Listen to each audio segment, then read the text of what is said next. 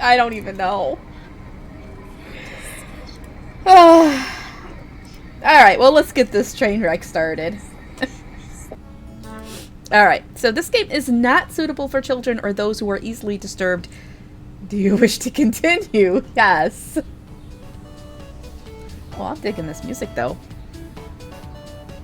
Oh, I guess there is no voice acting.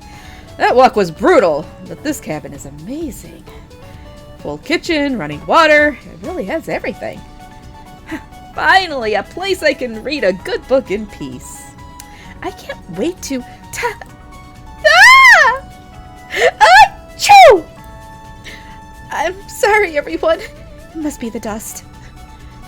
Get those allergies under control, Mariah. Don't worry, guys. I'm sure with a little elbow grease, we can make this cabin shine. Hey, Gabby.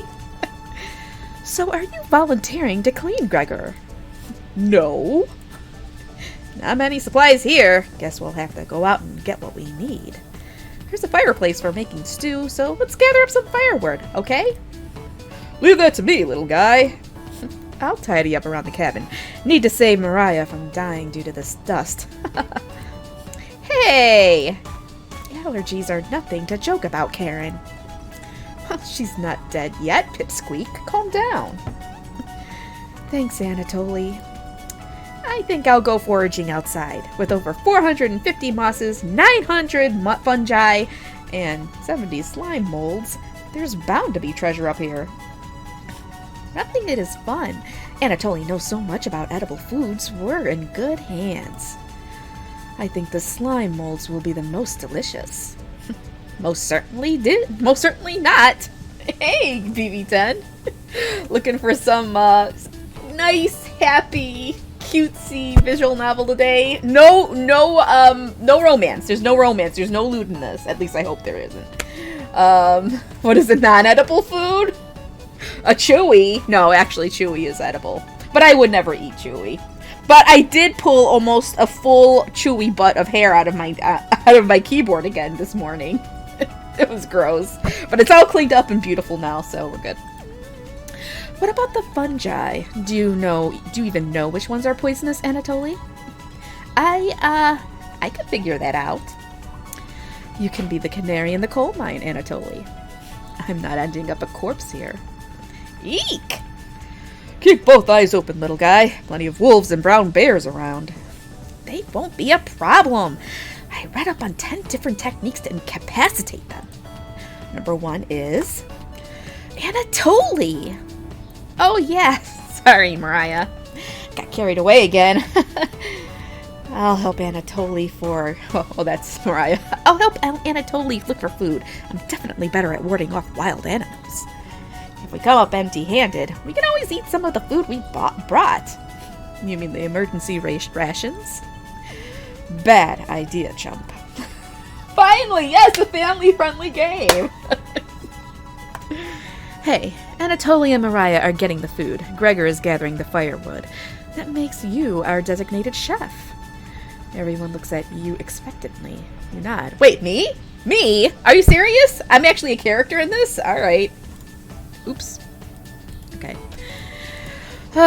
Very excited to try your cooking.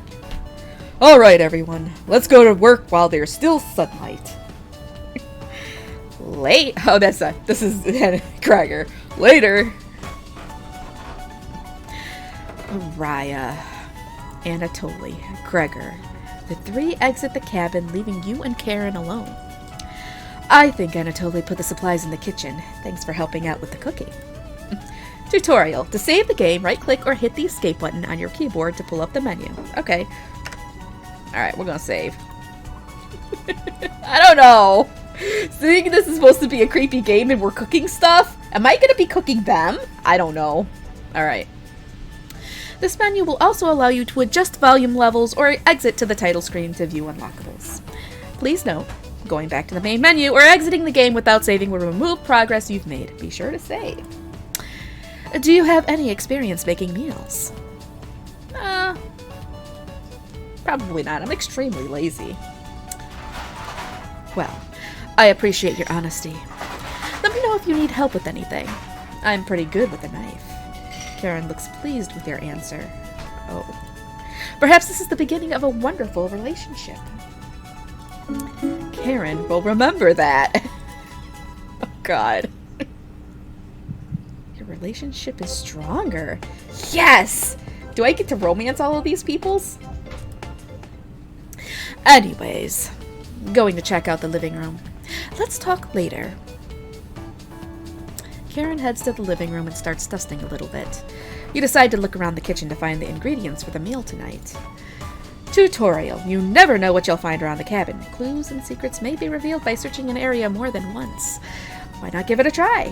What area do you want to search first? Well, let's look in the drawers. You check the drawers on the left. Just some dirty knives. The first few cupboards are empty. Anatoly must have put the supplies somewhere else. It has a purpose. Oh, God.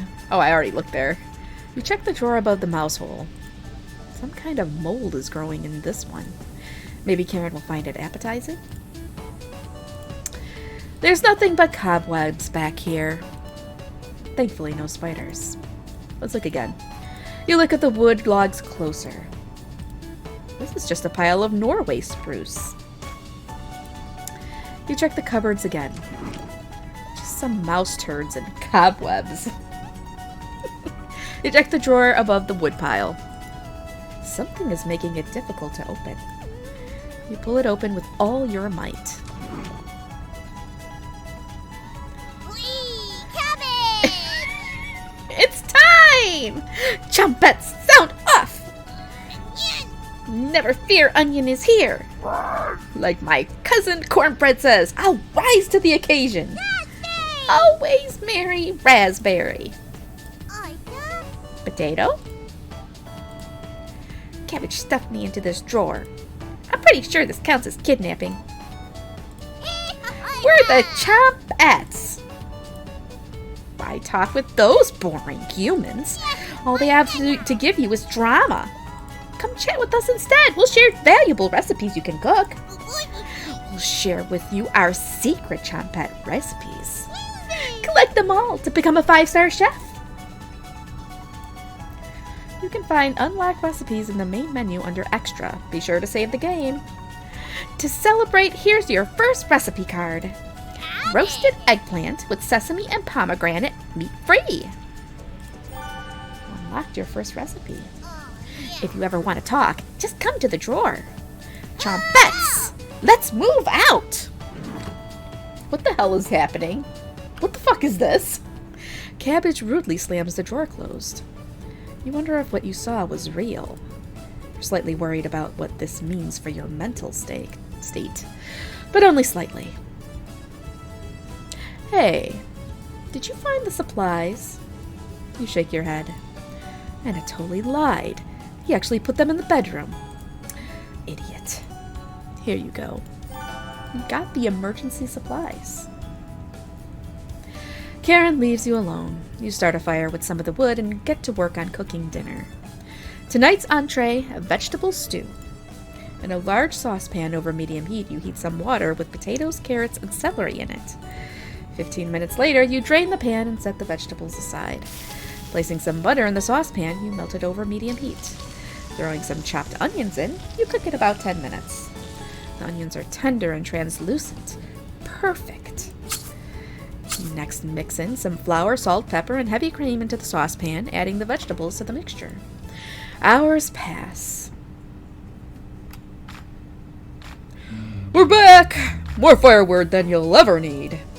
We found some wild sorrel. Maybe tomorrow we'll have a bigger bounty. Anatoly's burying the lead. We saw a red deer. Mariah spotted it. Yeah, that's great. Anyways, killed 17 spiders today while you were out looking at deer. Yeah! That should come as no surprise. There's over 160 species of spiders here. Oh, 160? Don't worry, Mariah. I'm sure they were all in the bathroom or something. No. Almost all of them were near the couch.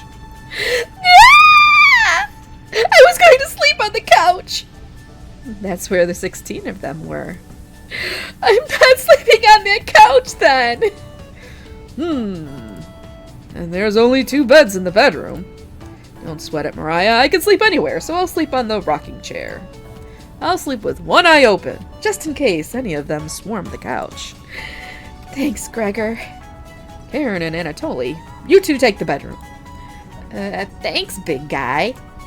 Joke's on you, Gregor. I always planned on taking one of the beds. Hey, Anatoly, I snore louder than a lumberyard. Eck! Sweet dreams, chump. You turn your back to your bubbling vegetable stew and try a bite. Ooh, that looks delicious. Kinda. Well, maybe. No, I'm not that scared. I'm not that scared of spiders. Spiders are okay, it's ants. This tastes pretty good. You cooked a vegetable stew. You set the table and ask everyone to dig in. Ooh, CG. Oh wow, this smells delicious. Thank you. You must be a world-class chef. Karen takes a bite. It's bland as hell. Karen! Tastes like every other vegetable stew I've ever had. So generic. Could probably use some meat next time. Gross! For a side dish, we could bake some bread and utilize the Fragaria vesca, also known as strawberries, for some jam. Nobody cares, Pipsqueak. Everyone laughs at Karen's polite ribbing. Nothing makes you happier than cooking a great meal for friends. This could very well be the best day you've ever had. You go to bed stuffed. Day 0? It was an ant. It was an ant! Remember, it was a big-ass carpenter ant, and you know what I think about carpenter ants. Hey, you up? How'd you sleep? I was so warm last night I didn't even need a blanket.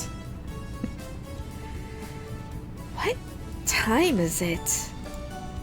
About 1 hour until dawn. Will you 2 pipe down?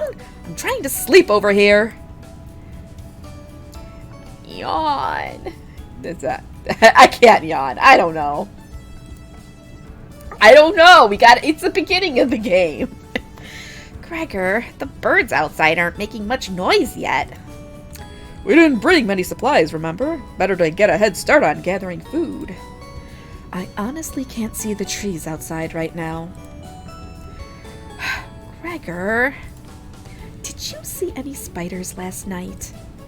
There was a small one in the bathroom. Actually, I did see a centipede by the sink. Mariah turns a little pale. Karen's messing with you, Mariah. Let's find more than wild sorrel today. Yeah! If you're lucky, little guy, maybe I'll teach you how to catch some wild brown trout. What's with you and me, big guy? Anatoly's herbalism book stated that there's many more species of plants to eat out here. Let's leave the fish alone. You know, I'm not, into meat. That's a shame. I'd wake up early to go fishing. Oops. Cheer up, Karen. We'll get to observe the trout at the very least. Maybe we'll see more red deer today. That sounds like a waste of time, Gregor. Maybe we'll find some blackthorn berries. I love blackthorn berries. Ha ha! We'll be back later. Can you watch our stuff today? You nod. Thank you. Thanks. Don't steal anything, okay? You nod. Mariah, Anatoly, Gregor, and Karen leave the cabin with a hop to their step. You're alone, but thankfully you have a drawer of chompettes to keep you company.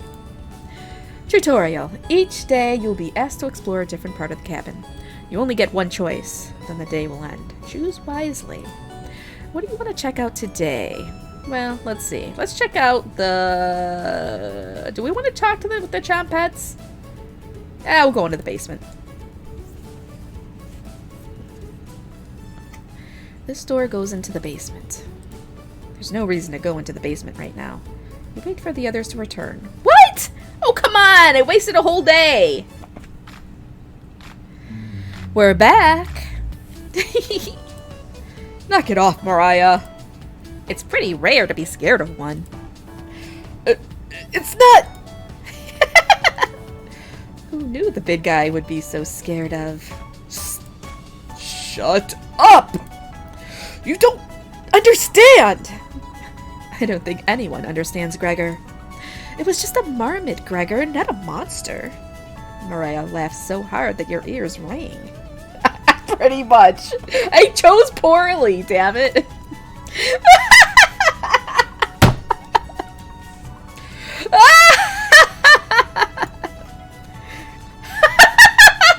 I don't want to laugh anymore, damn it. Stop it. Oh my god, stop it, Mariah. What is wrong with her? Tears are rolling down Mariah's cheeks. She's laughing so hard that she's about to hyperventilate. Stop Mariah from hyperventilating? Absolutely not. One less mouth to feed, right? You don't get it! It's pretty personal. Then please explain, big guy. Gregor looks incredibly uncomfortable. Let's leave him alone. We found some raspberries and elderberries near the cabin. Quite the selection of berries.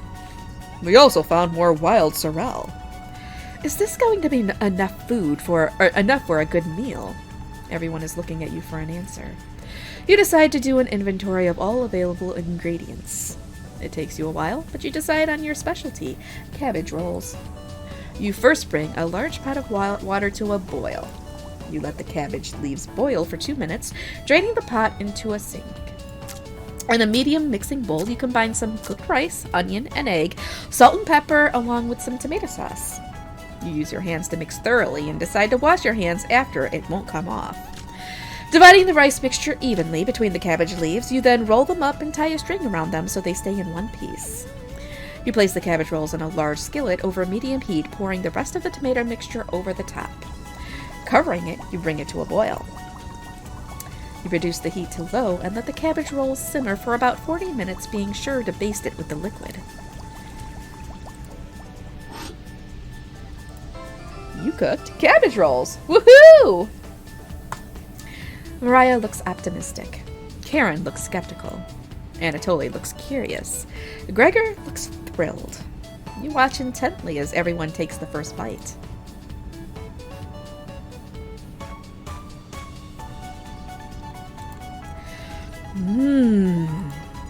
That's pretty darn good. Wow, I could eat the whole batch myself. I think the vegetable stew tasted better, but I'm loving how tender the cabbage is. The sauce is pretty red. Did you use fresh tomatoes for it? It really adds to it. Spoon some of the liquid on top of it. You'll thank me later. Incredible! It's definitely growing on me. Thanks again for cooking. This really was something special. Everyone leaves the dishes behind for you to do.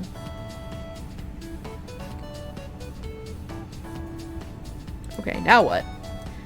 Not happening. You settle in and go to bed. Everyone goes to bed full. Tomorrow will be another great day. Now, we're on day 1. I wonder how many days are to this game. Or day 2. Oh, day 1 to day 2. Okay. That was the end of day 1. Good morning, everyone! Ugh. Again, Gregor? Can't you let us sleep in? Not today. Why? Storm clouds are gathering outside. We need to find some food before it begins to downpour. Gregor, you're overreacting. We have enough food to last us a while. Enough food? I thought we used most of the supplies for last night's dinner. He's right. The meal you made was delicious, but it used a lot of what we had. Gregor's also correct. Precipitation is unusually high in this area, with many areas being high risk for flooding. It'd be foolish to not go out and look for food today. You really think it will flood? Thankfully, the cabin is on high ground, but that doesn't mean we're safe from floodwaters. It's always a possibility, so it can't hurt to be prepared. You're losing it, Gregor. Karen, there's nothing to worry about. I think Gregor's right, Karen. Huh? It won't hurt to prepare for the worst. I think she's right. I think she's right, Karen. Fail to prepare, prepare to fail. Anatoly, let's go out and prepare for the storm. Foraging should be a key priority today. There are plenty of edible foods, and it has better odds than trying to hunt. Give me a few minutes, and I'll plot out our route on some paper. Let me help, little guy. Anatoly and Gregor head to the bedroom to consult the map. Mariah and Karen are still hanging around. Unfortunately, in life, you can't make everyone happy. When given a choice to speak to a character, choose wisely. You can only select one of them. Try to max out your bond with certain characters for unique dialogue and scenarios. Oops. Which one would you like to talk to? Well, I'm gonna say Karen. Yeah, we're gonna go with Karen. Hey, this paper nailed to the wall looks pretty ancient. What were the old days like? Old days? What? Well, I'm not sure what you mean. Never mind. You must enjoy these antiques, huh? You bore Karen with some brief yet dull descriptions of items lying around. Cool. I'll tell the others later. Karen looks disturbed by your comments. You hear a loud laugh from the other room. Gregor and Anatoly come back from their meeting. Gregor is flushing slightly. Hey, can you cook something while we're out? You nod. Thank you. All right, everyone, we have our route now. Let's beat those rain clouds. Wait, what? Why was Gregor blushing? The group leaves, determined as ever. You have the cabin all to yourself. What's that noise? Sounds like it's coming from the kitchen. Huh? Radio? What's going on with that radio? It's a Silent Hill 2 reference! Alright, I like this game even more now. You didn't even notice it on the ground when you walked in. Did somebody leave this radio here? It looks newer than anything you've seen before. Seems to be broken. Better hold on to this. It was an Epic Gamer reference. Sorry, VB10. Me and DeBrawl got it, though. It was a line from Silent Hill 2. James says it. Better hold on to this. You got the strange radio. Before you cook dinner, you should check out... What should you check out? Let's look around the bathroom. You remember an old tale about a child who said a killer's name 3 times into a mirror. Alright, well, Silent Hill 1. Silent Hill 1 reference. Oh. I said radio. What's going on with that radio? You remember an old tale about a child who said a killer's name 3 times into a mirror.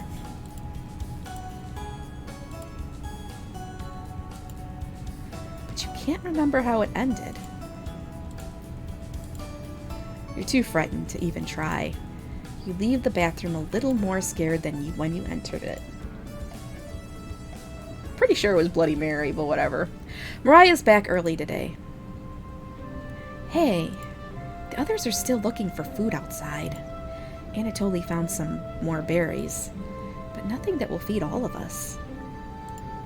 Please don't tell the others. But I'm a little worried about our supplies. I crunched the numbers, and we don't have enough food, even with rationing, to last if there's a big storm and we get stuck here. Mariah seems disappointed in your inventory management. Can you try cooking with a little less this evening? You nod. Thank you. You've done such a great job with meals so far. You're very sweet. Is Mariah blushing a little bit? Mariah will remember that. Our relationship is stronger. What the heck? Maybe you can teach me to cook sometime. You nod. Looking forward to it. Hey, you could hold cooking classes here someday. Rudely interrupting a tender moment, the others burst into the cabin.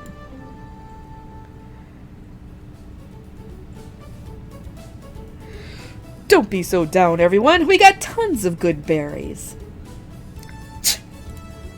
Jam is so bland without any sugar. Do you have any sugar? You shake your head sadly. Yikes. Turn that frown upside down, Karen. Who knows what tomorrow will bring? I'm not smiling for you, Gregor. Eek! Missed out! The sunset was really tremendous on our way back. Am I romancing Mariah? I'm romancing all of them. Whoever I can romance. I want to see what happens when I get 5 hearts. If we can even find out. We'll see. Hues of orange, red, even a little purple poking out. Red sky at night. Sailor's delight. Red sky in morning. Sailors take warning. So we can expect a sailor's delight tomorrow. That's awesome! You're such an optimist, big guy. We must have walked a few miles today. Gorgeous sights. You could even see snow on the tips of the mountains. That rumble sounded like a dying calf. You look from person to person, trying to determine who it was. It was definitely Mariah. Mariah! I'd recognize that sound from anywhere. Ah! Guilty! Mariah looks embarrassed, but the group laughs at her honestly. Except for you. You search your mind for something to say, but all you can think of is an old riddle. Those who have it do not want it. Those who have it at least succeed. Those who have it for too long perish. When you feed it, it gets smaller. What am I? Dust? Try again, big guy. Everyone is pondering the answer. Mariah's face lights up. I got it! Is it hunger? Correct! Yeah, I was going to guess that. So, what's on the menu tonight, chef?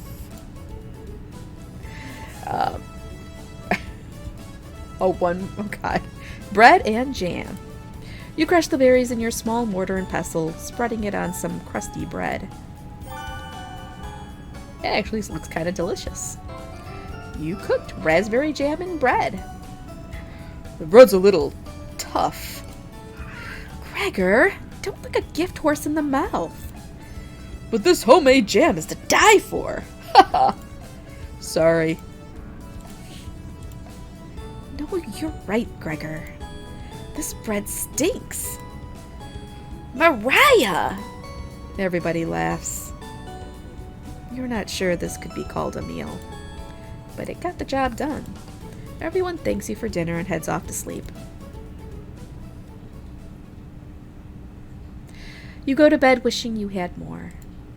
You have a strange dream. Something is riding on your back, and it's becoming a nuisance. You try to see it in the mirror, but you can't get a good look at it. Try almost everything, but it won't get off. The pain between your shoulder blades is getting worse by the minute. You wander away from the cabin, stumbling by a river to soak your pain in cool water. You didn't want things to come to this, but you've exhausted all other options. You swim out to the middle. Rocks on the bottom cut your feet. You slip and fall to your knees. You lean back, trying to submerge the thing underneath the waters. But it won't drown.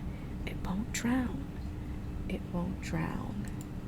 You splash frantically, plunging your head beneath the water. The current takes you downstream. You try swimming to the shore, but it's no use. Water fills your mouth and nostrils. After a minute, you stop struggling against the current. As you gaze up at the sky, you feel it leaving your back, drifting into the sky as you sink to the bottom. As you take your last gasp, you see what was on your back staring into your eyes.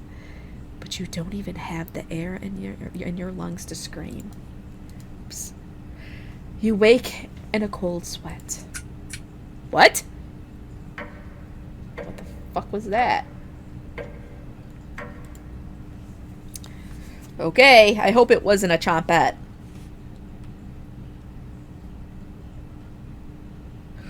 Wake up! Sorry, you were making strange noises in your sleep. What's going on, Gregor? Did the lightning wake you up? It woke me up. Tried to fall back asleep, but it's so loud. Let's just get back to sleep and talk about this in the morning. Everyone nods in agreement and gets back to bed. Probably. Probably. Except for you. You can't fall back to sleep. You still have goosebumps from the nightmare. Karen's snoring is louder than a sawmill. You find it very loud and very distracting. You don't sleep a wink. Everyone is now up and awake in the cabin. You hear the front door open and quickly slam shut. Anatoly sounds petrified.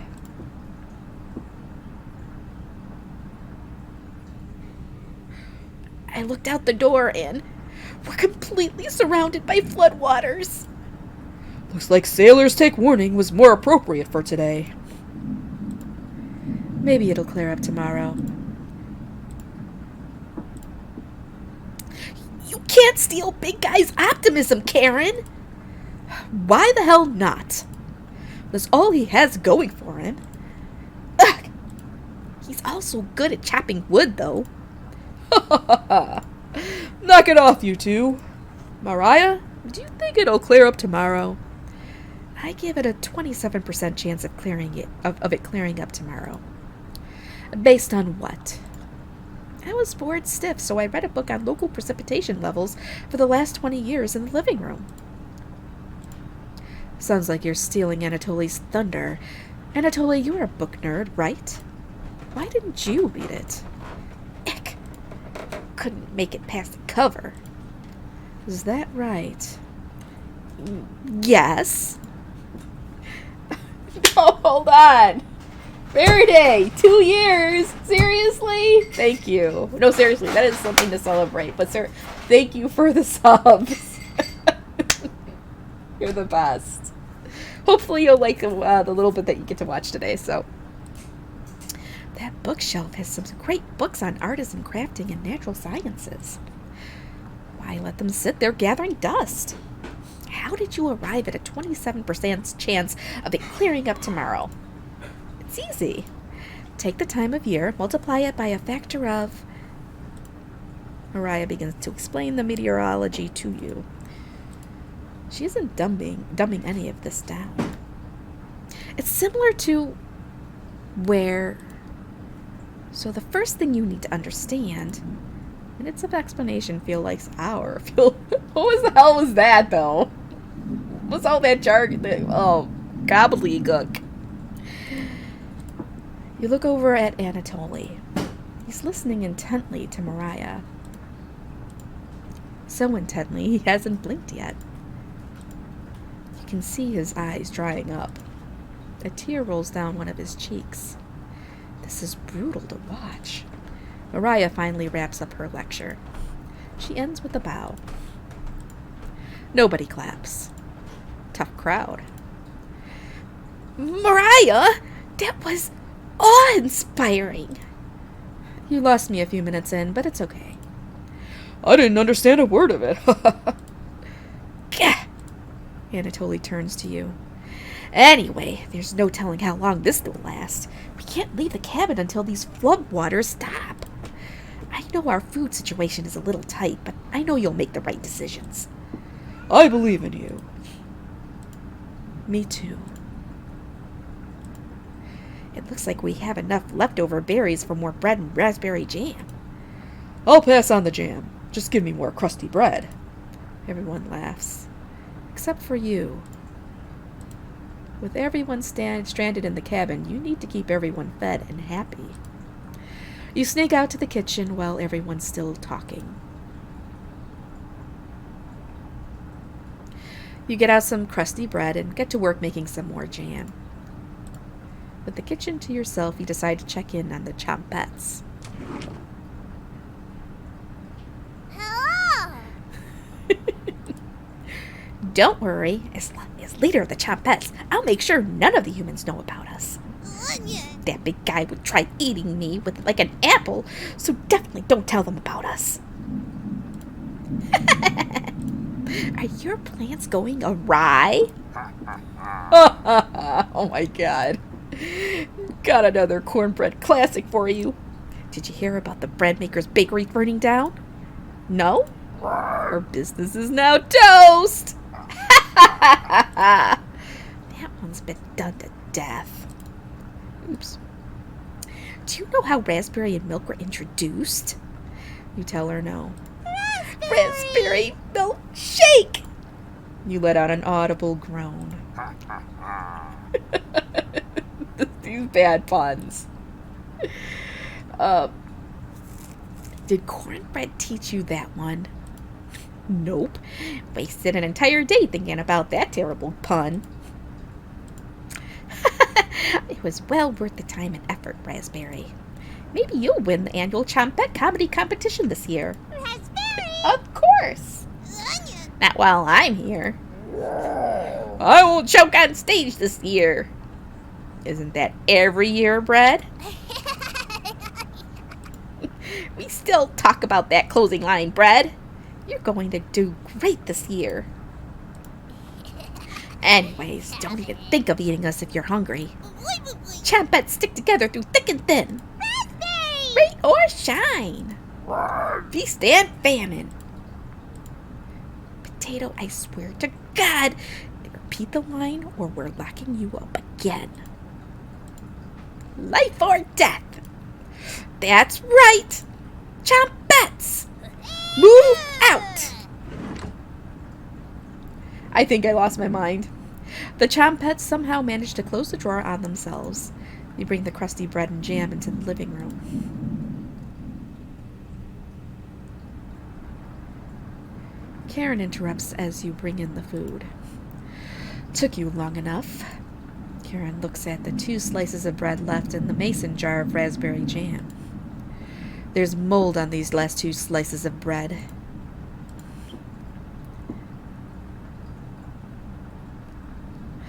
Karen is right. What the hell is the matter with you? You grip the knife tightly in your hand. You think this is enough? For 5 of us? Wait! We can't throw this bread away! It's all we have left! Gregor's right. Anatoly, will mold spores give us food poisoning? I'm, no scientist. Sorry. Let's pick off as much mold as we can. We can't leave with the floodwaters, so this will have to last us another day. Everyone grimly nods, ripping apart their piece like a pack of wolves. Gregor seems to unhinge his jaw and eat it in one bite. He looks like a duck eating bread. Thanks again. Bread and jam isn't much of a meal, but it's more than we had when we left Ukraine. Plenty of rainwater outside, so at least we won't die of dehydration. But until this storm is over, nobody should leave the cabin. It should clear up if we just give it a chance. Anatoly, where are you getting that information from? One of the books on the shelf about the climate here. You're illiterate, so that definitely is a lie. Eck! I've seen him reading. Little guy's been studying. I'm serious. He pretends to read those books because he wants us to think that he's smart. But I can tell he's just staring at the page, faking it. What do you think? Oh boy. Oh boy.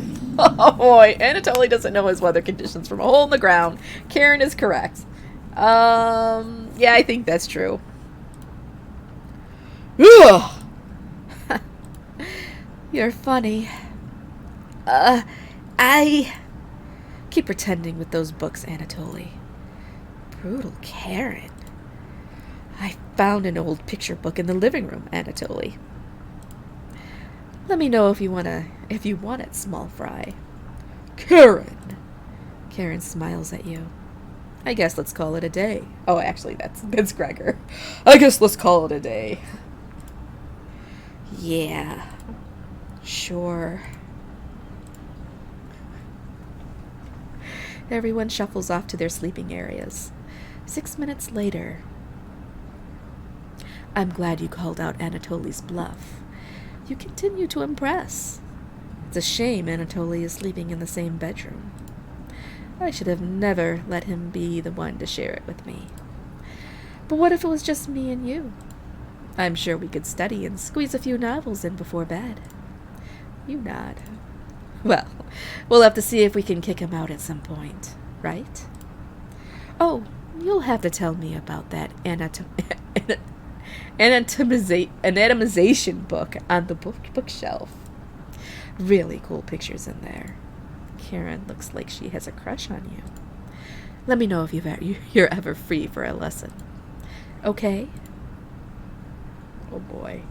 Karen walks away looking very happy. You are definitely sure Karen will remember that. All right. Yes. Yes. Relationship stronger.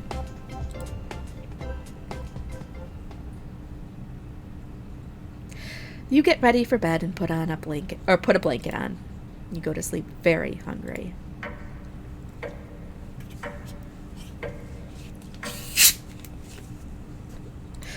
I didn't lie. It's just a little innuendo, okay?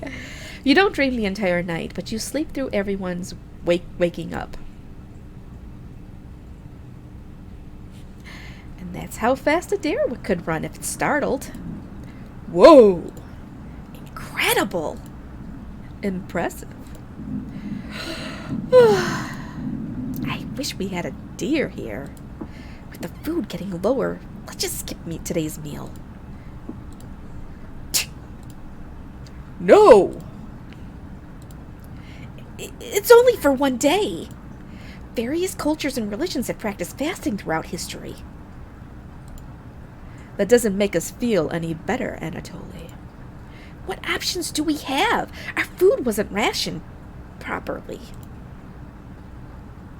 Anatoly leaves, mumbling to himself. So passive-aggressive of him. Everyone goes to a separate area. Karen in the bedroom, Gregor in the living room, Mariah in the kitchen, and Anatoly in the bathroom. Who do you want to speak to? I don't even... we have the most hearts with Karen. I mean, okay, she's in the bedroom, so what? I mean, maybe we'll get lucky. Let's go. Looks like she's just slicing away at a block of wood. Hey, can I let you in on a secret? I've actually enjoyed your cooking so far. The others expect me to be rude and mean, so I have to keep that reputation up, right? Can't have anyone thinking I'm soft. You're not sure where this is coming from. Promise me you'll give me some cooking lessons soon. Okay? She's not ready yet, but you nod politely. Thank you. You're definitely sure Karen will remember that. Oh, yes! Yes! We're getting there. Maybe we'll get a kiss. Is there kissing in this game? I hope we can kiss. You leave Karen by herself. Everyone looks pretty down this evening. Wish the rain would just stop. You're all doing great. We must be almost to the end of this nightmare. I'm so hungry. Me too. You are too. You wish everyone a good night and get ready for bed.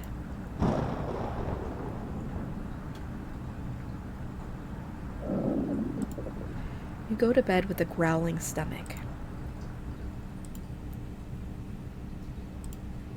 You have a strange dream. A boy is yelling at you in the kitchen. You keep telling him to lie down on the tray. But he keeps shaking his head, calling you names. So you do it.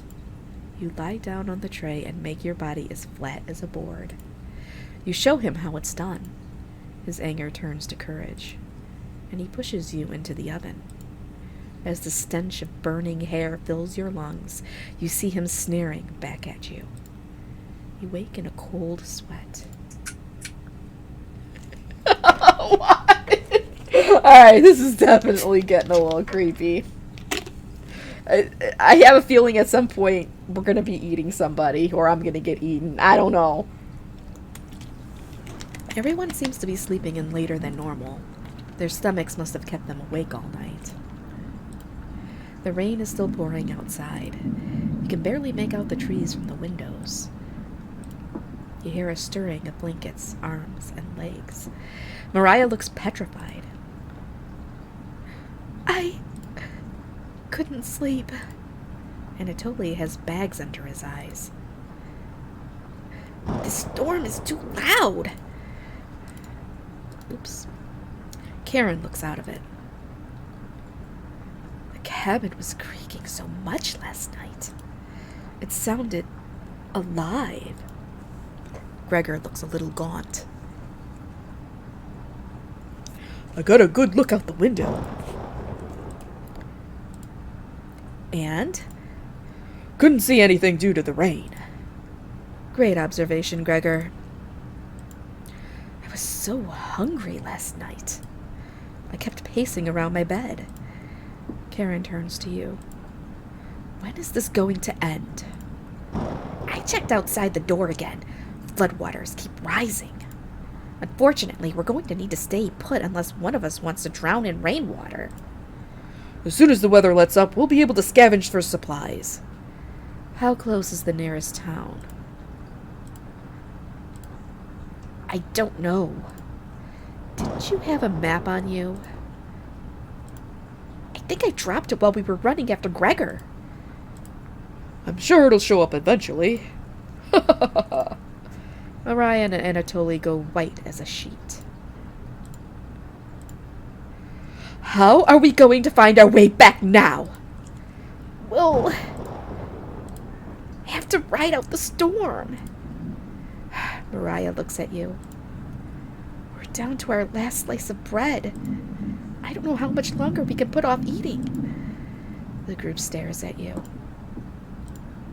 It will clear up in no time. Maybe you're right. The group looks worried. They all gravitate to an area.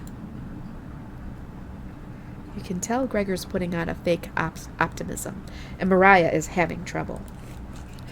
Which one do you want to speak with today? Oh boy. I guess Mariah. Let's speak with Mariah. It's cold as hell in here, over here. I'm surprised Gregor isn't freezing to death at night. How does he do it? You explain to Mariah how the size of a person and fat content determine how warm they are naturally. Gah! Wish I was as big as Gregor. But to be honest, I don't need to be that tall to make a difference in the world. Do you know what he wanted to do for a career? Mariah does her best Gregor impression. Split firewood and gaze at the stars. How boring is that? Depends on the person, but pretty boring. You're so funny. Thanks for coming in and chatting with me. Mariah blushes a little. You make it easier to pass the time. Thank you. I'm pretty sure Mariah will remember that. Well, I'm getting in good with all the ladies, clearly. I'm a ladies' man. You thank her and leave the bedroom. You call everyone together. They all look grim. You could cut the tension in the room with a knife. Everyone is staring at you. They're expecting that last piece of bread for dinner. You bring it out. Everyone cannot take their eyes off it. You instruct everyone to take a pinch. And slowly all 5 of you tear it apart like a wishbone. Everyone studies their piece of bread carefully, wondering how long it will last. Kieran is the first to eat hers. She chews each bite a few hundred times before swallowing. Anatoly chews it cautiously, opening his mouth once he finishes each bite. Mariah nibbles on it silently, eyes wide, moving from person to person. And Gregor just pops it in his mouth like a cherry. It was gone in an instant. The group thanks you awkwardly. It's not much, but you've run out of options. You wish everyone a good night and get ready for bed. You go to bed starving. God. What about the chompettes? What about the chompettes? Okay.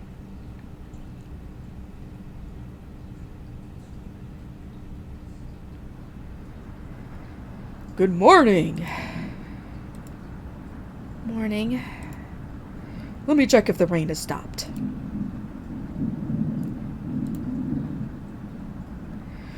It's still flooding. What are we going to do? Humans can live about 2 to 3 weeks without food. Water isn't a concern. Rainfall should end in a day or 2, right? Actually, precipitation can occur more than 215 days a year here. But do you really think it will rain that long? Anatoly, it's been days already. What makes you think it will stop soon? Eck! Relax, everyone. Let's see how long we can ride this out. Fingers crossed it's done by tomorrow. Panic is slowly creeping in. Everyone's looking scared. But you need to survive. Karen and Gregor begin to discuss next options. Do you want to speak with Mariah in the kitchen? Or Anatoly in the living room? Let's see. We're gonna speak with Mariah.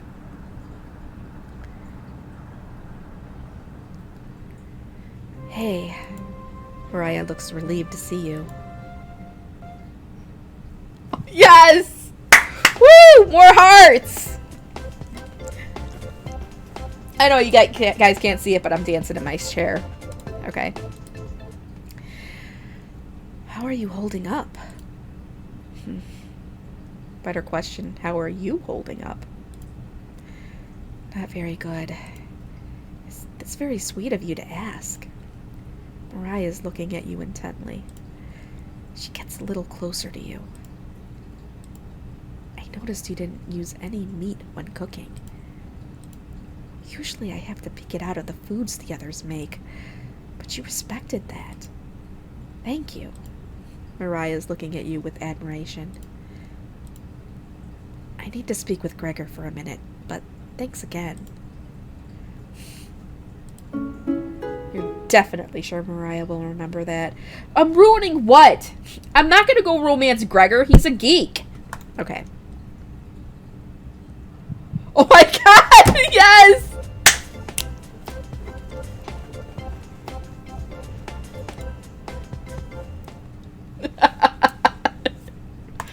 I screwed up with Karen that one day, so I guess I'm just kind of not screwed. Screwed, but not screwed, you know. You decide to check out the drawer again.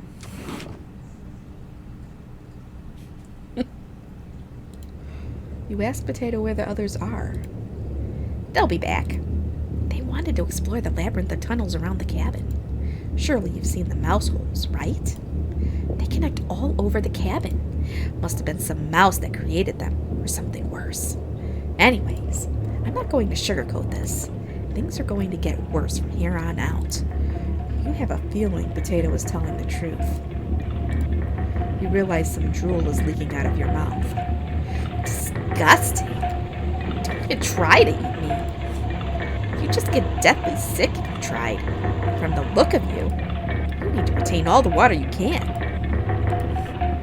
From rationing to cooking, you failed every common sense measure for basic survival this week. You knew something like this would happen, right? Never mind. With floodwaters rising, no food now, I think it'd be a great time to go over the fundamentals of starvation with you. When experiencing starvation, there are 4 factors that will determine if you live or die: age, height, weight, and your degree of activity or inactivity. You've been especially lazy, so I think you'll survive a little longer than the others. The Harris-Benedict equation can help you figure out how many calories you need to simply maintain your current weight. The equation produces a number called the basal metabolic rate, or BMR. Stay with me here. BMR equals 655 plus 4.35 times weight in pounds plus blah blah blah blah blah. Got it? For fun, let's try it out on someone here. Mariah. Using Harris-Benedict, she looks like she's 120 pounds, about 5 feet 5 inches tall, about 20 years old. Crunching the numbers, I think she'd need about 1,388 calories daily. But that's being abnormally stationary. She'd have to lay in bed all day and night, just eating, breathing, and using her brain. Not very common when you're starving to death. People tend to get up more. If she was being very active, let's say swimming through floodwaters, we'd need to multiply that 1,388 calories by 1.9. So now she needs 2,638 calories per day. That's quite the difference, especially if you didn't ration the food properly. Which you didn't. I guess that wraps up our first survival lesson. Hopefully we'll never have to speak again. Okay? We shut the drawer, going over the numbers again. Oh boy. I don't think any of us can take this much longer. Gregor's voice starts to crack. I don't want to ask this, but it's time. One of us needs to go outside and search for food. Everyone is silent. I'll go. Mariah! I used to swim all the time near my house, so I probably have the best chance of swimming through the floodwaters. No! Let me go instead.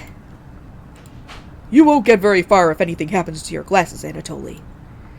You're blind as a mole rat, remember? That's true, but... Little guy, let me go. Gregor, Sounds good to me. Karen! His arms are definitely the longest, so he'd probably be the best at climbing trees out of all of us. No, that wouldn't be right, Gregor. Let me go instead. I get that none of these options are good ones, but we need to find food or help. Gregor grabs a branch from the wood pile. He cuts it into different measurements. Since we can't come to a consensus, let's draw for it. We'll each pick one from my hand, and the shortest will go outside to search for food.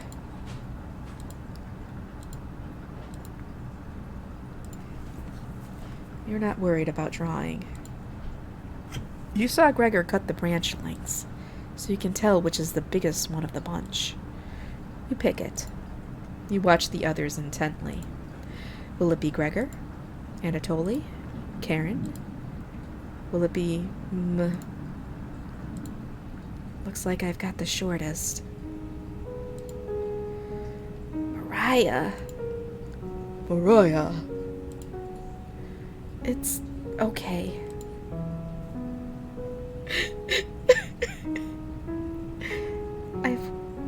I watched Anatoly forage earlier, so I'll know what to look out for. Just swim until you find higher ground, then scout the area. Maybe you'll find a fish out there. Everyone looks heartbroken. Karen, Anatoly, and Gregor. I'll keep us alive. I promise. She promised. Everyone watches as Mariah leaves the cabin. The silence is deafening. Goodbye. The door shuts behind her. You can faintly hear her yell about how cold the water is. And then silence. Mariah has left the cabin. I'm sure we'll see her again. The rest of the group nods. Everyone stays up, waiting and waiting. The sun has completely set. One by one, each person quietly shuffles off to bed. You get ready for bed and easily pass out. What? The achievement's name is dead to me. Oh no. You have a strange dream. The two women in front of you could be twins. One of them you recognize, the other is a guest. You ask the guest to sit on a shovel, and then you try pushing it into the oven. Her legs are so strong you can't get her into the oven. You curse at her repeatedly. Like this, you hiss. You stretch out your legs until your toes are almost sticking in the coals. You feel 4 hands on your shoulders, and both of them push you in. The familiar smell of smoke and burning hair cause you to throw up on the embers. You can't let it end like this.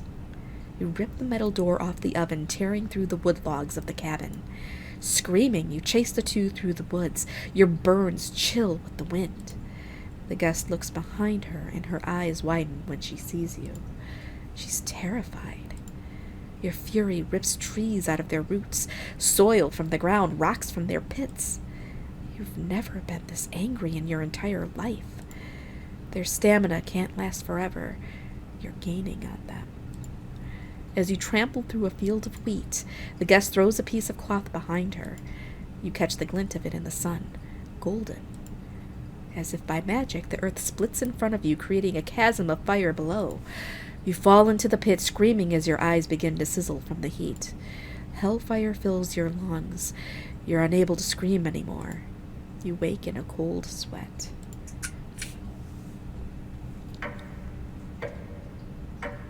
All right. Day 7.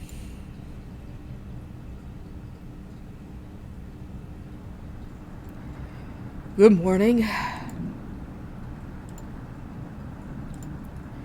Do you think she made it to higher ground? I believe in Mariah. Me too. She'll be fine. Right, little guy? So what do we do now? Just wait? Karen. How long? It's been almost a day since she left. Anatoly and Gregor look nervous. Someone needs to go look for her. We need to wait, Karen. Wait for what? The nearest town is miles and miles away. Waiting is all we can do for now. So it could be days before she gets back. What are we supposed to eat? Mice? Karen, I'm sure Anatoly will agree, but we'll discuss next options when we get to it. Every waking thought is about food now. I never should have eaten that much.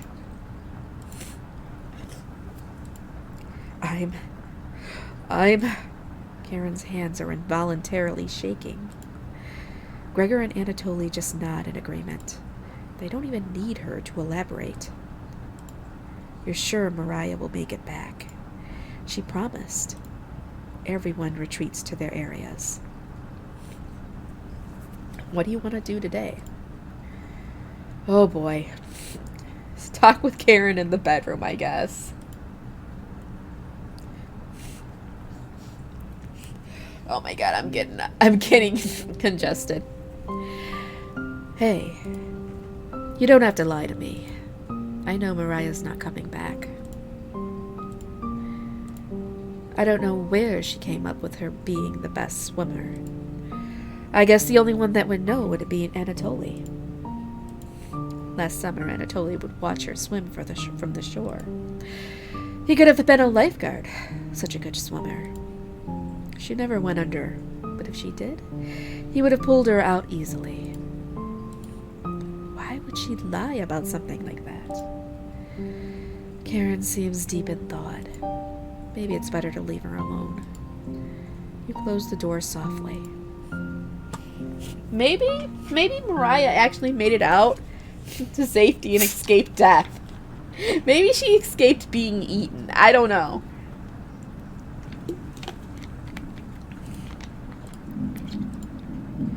I can't stop thinking about that vegetable stew.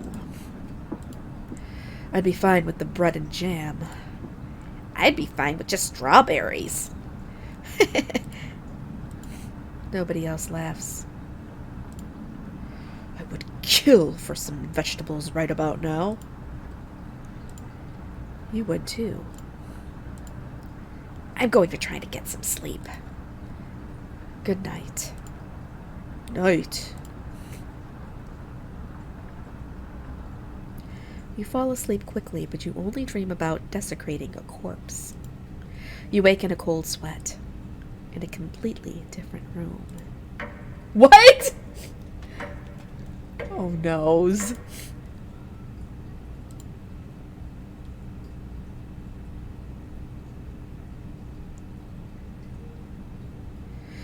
Good morning. Karen's looking worse. Will you cook for the group today? I guess. Oh no! Oh no! You take out a cutlet of meat and begin to cook it in the oven. You cooked meat. Where did you get that? You ignore Karen's question. What's that smell? Gregor finally gets off the couch. Where did you? The three are looking at you, salivating. You take the charred meat out of the oven, cutting into small cutlets. They immediately grab some off the plate, chewing ferociously. You take a piece and immediately devour it. Do you have any more of this? You explain how the meat is stored securely, hidden, so you can ration better this time. I understand. Thank you.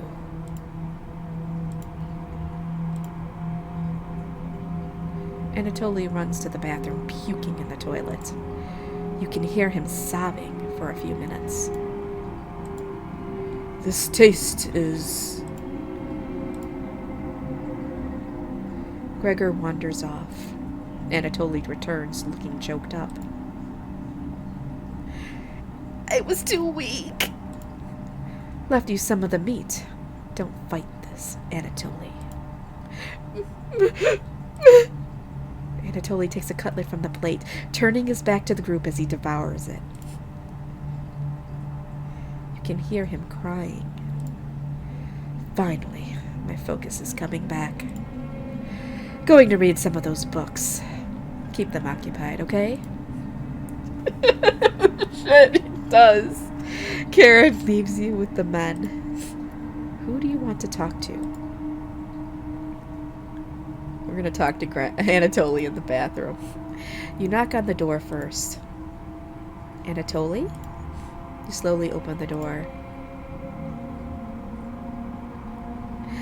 Thanks for checking in on me. You ask if he still feels sick. Not anymore. I think it was a mental thing. Please don't tell me where the meat came from. The less known, the better. You nod. Thank you. You're sure Anatoly will remember that. Oh, I'm getting some hearts.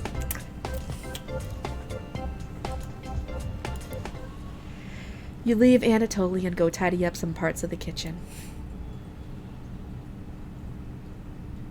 Hours pass. The meal gave everyone the perseverance to keep going. Eating will just make them hungrier. They're fine now, but soon they'll be begging for more.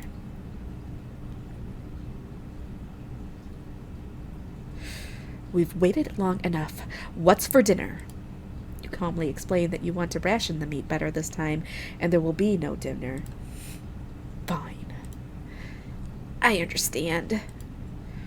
I guess I'd rather eat tomorrow than more today. No arguments? Perfect. Everyone decides to call it an early night. You fall asleep instantly tonight.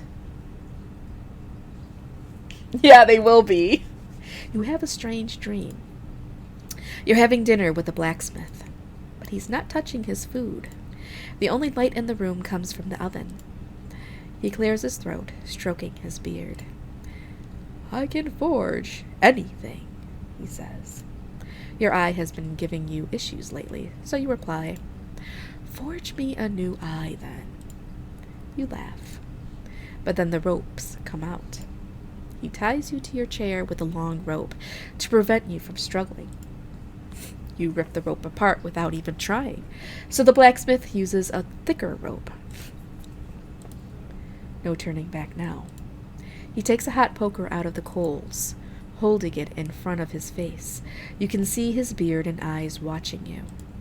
He slowly brings back the poker, aiming carefully for your eye, before plunging it through your skull with a sickening crunch.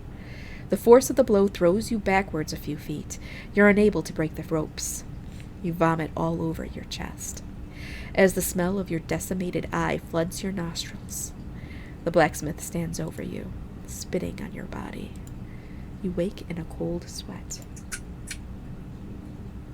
Well, I think I don't even know anymore. I don't even know. I don't know, you guys. I don't know. You wake up to see Gregor looking out the window. He turns to you, not smiling. Take a look out the window. Do you notice anything?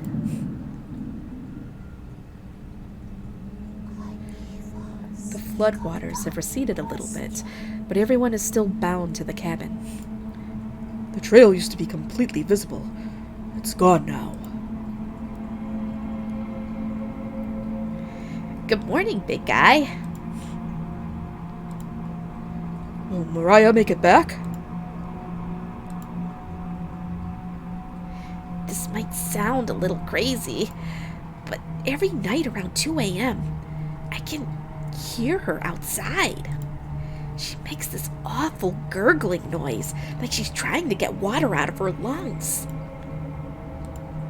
Have you heard her, Gregor? Sometimes when the rain gets faint, I think I can hear her whispering. I haven't heard anything like that. When she's whispering, it's like she's trying to tell you something. Right? Yes! What the fuck was that? I sometimes hear her crying through the radio, but that's just a broadcast. Right? I think we should have another piece of meat for breakfast. One step closer to Mariah. It's what you would have wanted. What's gotten into you, Anatoly? Anatoly's eyes look at you, begging. Bring us another slab. Please. He clearly doesn't have the stomach for it. I can't get the taste out of my mouth. Please help me. Anatoly? Gregor looks pained at Anatoly's words. I think he's right. Please, bring us more of that meat. You grab some of the meat from your secret hiding place. You cut it into squares, adding it to the boiling cauldron water. It will taste bland without any seasoning, but you need to serve it up right away.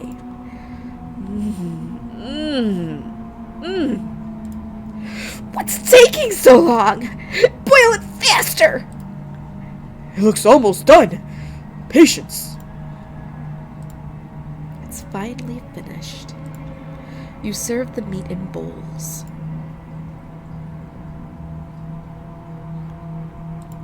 Gregor drinks the broth first before swallowing the chunks whole, like a duck does when eating bread. Anatoly creates ripples in the broth using the spoon. He isn't eating. Sorry about earlier, everyone. I don't know what overtook me. Mariah. Anatoly begins to weep. You look over at Karen. You didn't notice her even start to eat. There's just an empty bowl now.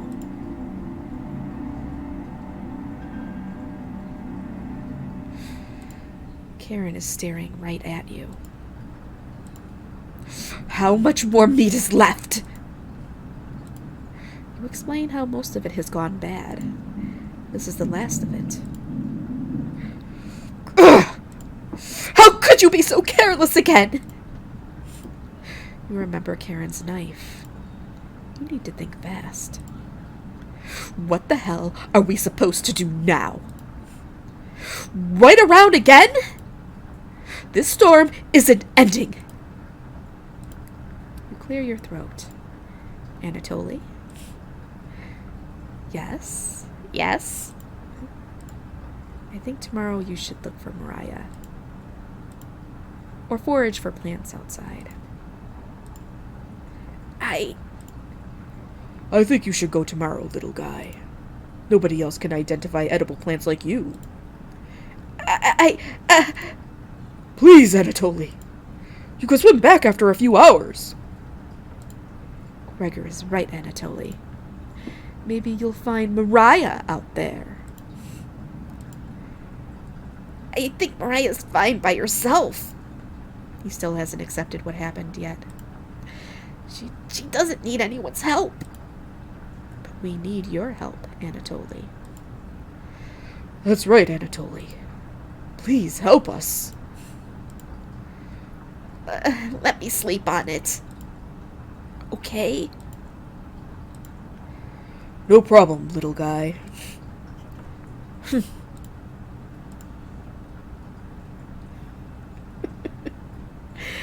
Everyone shuffles off to their rooms, reading books and knitting to pass the time. You go to bed ravenous. Mariah. Something is approaching. Onion! Hey! Don't be a crybaby, it's just me! Onion! Not going to be very sweet today. I'm worried about Anatoly. He's going to cave to peer pressure. Can you stop him from leaving the cabin? You don't answer, Onion. Please? Don't you trust me? You shake your head. Got a fun factoid for you. Did you know that leaving out an unpeeled onion in your room absorbs bacteria? It will help prevent colds and ward off viruses. That was a lie. The fun factoid of that myth, people actually believed it in the 1500s. How embarrassing. Who would believe that? There was a doctor in 1919 who caused a surge of people believing it. Anyways, you know what smells like a raw onion left in a room? You! It's been a while since your last bath, right? You can't remember. Could smell you before I even came into the room. Onion. Yikes. So, can you stop Anatoly from leaving? I know he has cabin fever, but this is ridiculous. It will be impossible to stop a grown man from leaving. Onion. Please. We don't need another one stalking the hallways. Tapping on the windows, crying through the radio. You have the sudden urge to scream. Why do you think I've been using the mouse holes to get around? Scared to death that I'll run into her. Don't make me tattle to Cabbage about you. She can be as mean as Potato with you get on her bad side. Just kidding. She's great. Anyways, when the time comes, just tell Anatoly you care about him and don't want him to leave. Even if it's for me, okay? You can trust me. Now, if you excuse me, I need to work on some new ice skates. They're made of butter slices, so I'll get to skate around the frying pan tomorrow. Onion. Later. Okay. Your mind finally manages to forget everything that happened. You fall asleep again, still ravenous.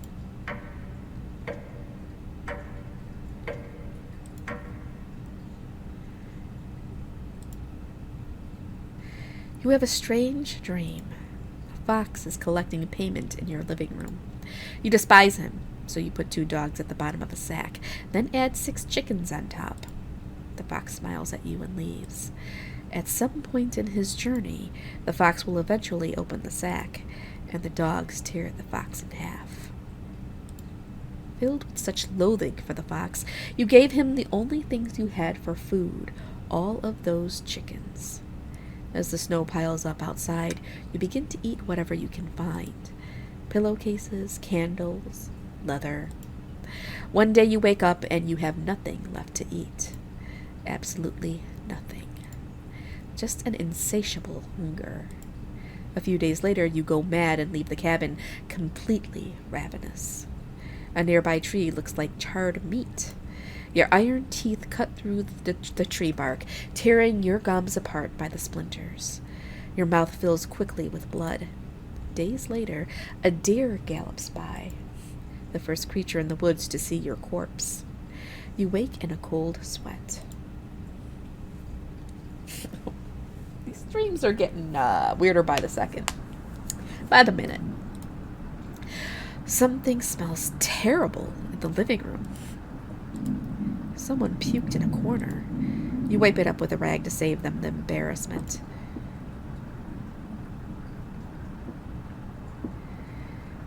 Good morning. Good morning, little guy. Well, Anatoly, what's your decision? I barely slept last night. Her whispers came through one of the holes in the floor. She kept telling me to come outside. We don't want to rush you, but one of us puked last night. So that's what that smell was. Anatoly, my patience is wearing thin. You have 1 hour to make a decision. Why? Why so quickly? Because I'm not waiting any longer. You can see the glint of Karen's knife under her dress. Best to watch out for that knife. The group disperses. Tensions seem to be rising. You have 1 hour to kill. What do you want to do? 1 hour to kill! Well. Oh shit. Should I talk to the Chompats? Converse with Karen? Oh shit. I don't know, yeah, you guys. I kind of want to talk to the Chompats, but I kind of want to talk to Karen. But Karen is... Oh, God, fine. We'll converse with Karen in the bedroom. Hi. Keep this between us. I'm not giving Anatoly a choice today. He's going outside. Do I make myself clear? Yes. Good. Thank you for understanding. Karen cracked a smile. It looks like Karen will remember that. Well, 4 hearts with Karen.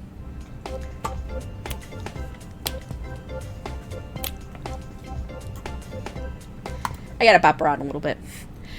Now get everyone together for a meeting, and let's get him to leave. You call everyone together to discuss the next steps.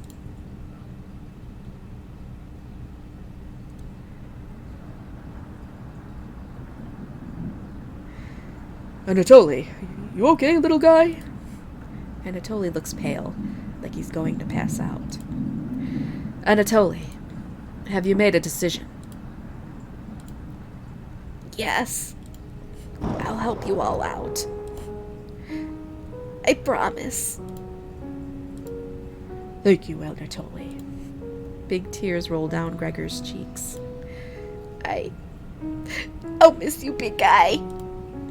I'll miss you too, little guy. Thank you, Anatoly. I know this wasn't easy, but it's for the best. Karen. Yes? Gregor looks at you expectantly. Did you want to say anything to Anatoly? You say nothing.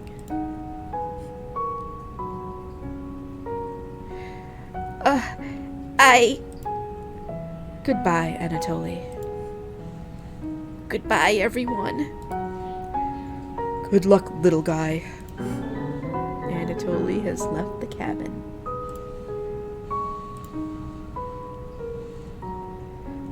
He does hate hearts. See you soon, little guy. I guess all we can do now is wait. Good night. Karen goes to the bedroom to sleep. I didn't tell him the truth. Gregor is getting choked up. I didn't tell him. Missing him already. Gregor curls up on the couch for the night, turning his back to you. You shut your eyes, quickly falling asleep. You hear a scraping from the floor.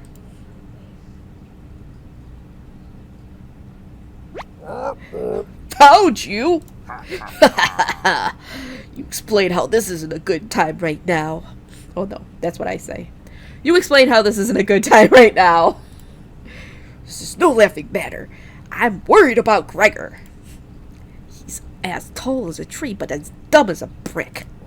What's the root of that? Another cornbread classic. You're being very unpopular right now. That's a tree reference. Get it? Anyways, you need to protect Gregor from the red-haired woman. Cabbage called an emergency chompette meeting and told me to give you this mission. Watch out for that knife. Protect Gregor at all costs. Understood? Oh, shit. Oh, shit. Do I protect Gregor? But if I protect Gregor, I might have to kill Karen. Oh, my God. Oh, my God. What do I do? Just to say nothing? I guess I'm just going to say nothing. I'll give it a second for you guys to catch up. I don't know. I feel like this is going to give me an end. Who cares? Okay, fine, no. Does everyone look like a snack to you? I'm not giving you a choice on this. Let's try that again. Protect Gregor at all costs. Say nothing. You're fooling nobody with that act. You've never had hearing loss. Let's go with a nonverbal answer, all right? Protect Gregor at all costs. Fine. You nod. It's the least you can do, right? You tell Brad that pun didn't make sense.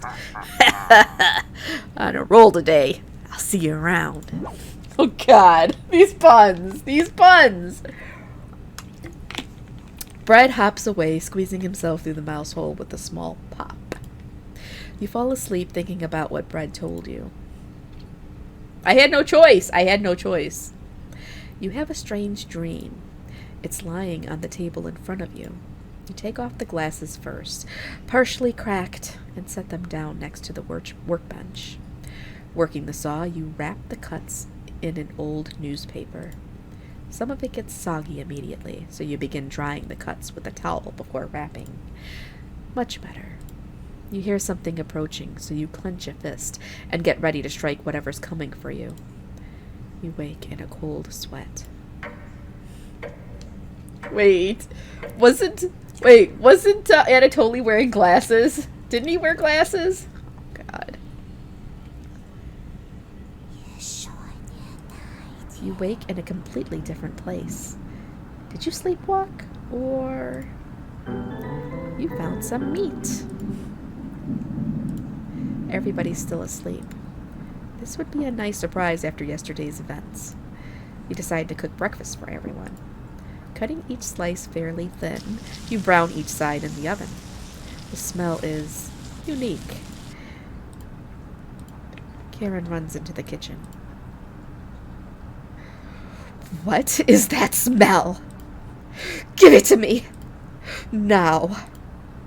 You don't argue. Karen grabs a cutlet, burning her hands before bringing it to her mouth. Ugh! She hungrily devours it, barely chewing. She grabs another cutlet off the plate and eats it. You thought she was concerned with rationing. Gregor wakes up from the couch and heads into the kitchen. Oh, God. Already? Gregor looks conflicted, but he succumbs to the hunger. They always do. Gregor eats his food in a few bites, carefully grabbing a second cutlet. The tears start streaming down his face, but he doesn't make a sound. You join them in the meal, quickly consuming the meat on the table. I can think straight again. We'll be out of here in no time. No need to ration anything now. Karen is sounding more determined than before. I'm going to lie down on the couch. Try to keep this food down. Gregor crawls onto the couch, turning his back to you. Karen leans in to whisper. I'm glad Mariah and Anatoly are gone. They were stopping us from bonding properly. How did you get so good at it? You tell Karen. After one bite, it just made me feel whole again. Even with the nightmares, it's worth it. It took a few nights, but I fought back. And now it's all I can think about. I read the book on necropsy? The text is ancient, but the diagrams are beautifully drawn. Very descriptive. How many years did it take you to perfect the craft? You tell her. Yeah, right. I used to tell Mariah that you weren't funny, but that's not true. Sorry about that. You've grown on me. Karen pauses, deep in thought. You know Gregor can't swim, right? He'd be the next to leave, but he doesn't stand a chance outside. They always seem to come back, right? In one way or another. Why wait for him to come back? Karen hands you a vial of liquid. I think you know what needs to be done. This is a strong anesthetic. Don't ask me how I found it. I want you to slip this into Gregor's mug tonight. This is for the best. He won't feel any pain until he wakes up. All you have to do is stand back and let me work on him. This request is beyond extreme. Will you do this for me? Oh boy. Oh boy! Oh shit! You know what? Oh god, I'm getting all congested. I'm all in. I'm all in for Karen. I'm all in. I'm all in. Let's just do it. Yes. I knew you would. Thank you. Oh god. Hold on. I need nose spray. I cut down on the antihistamine because it was drying me out too much, and now I'm like all congested. Hold on. Oh god. All right, give me a sec. I gotta go. Oh god. Oh, that's burning my eyes. Oh shit, you guys.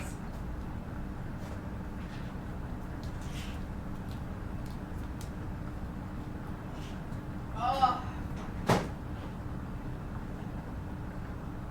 Oh. I gotta breathe. Woo! No, it was just the saline with Manuka honey. It's just the honey, but the saline, the salt is killing my eyes. Okay. I think I can breathe a little bit now. You nod. She's learning quickly. You definitely think Karen will remember that. Yes! Yes! Full hearts! Full hearts. High five! Fist pump. We got this. We got this. Okay, hold on. Alright, come on.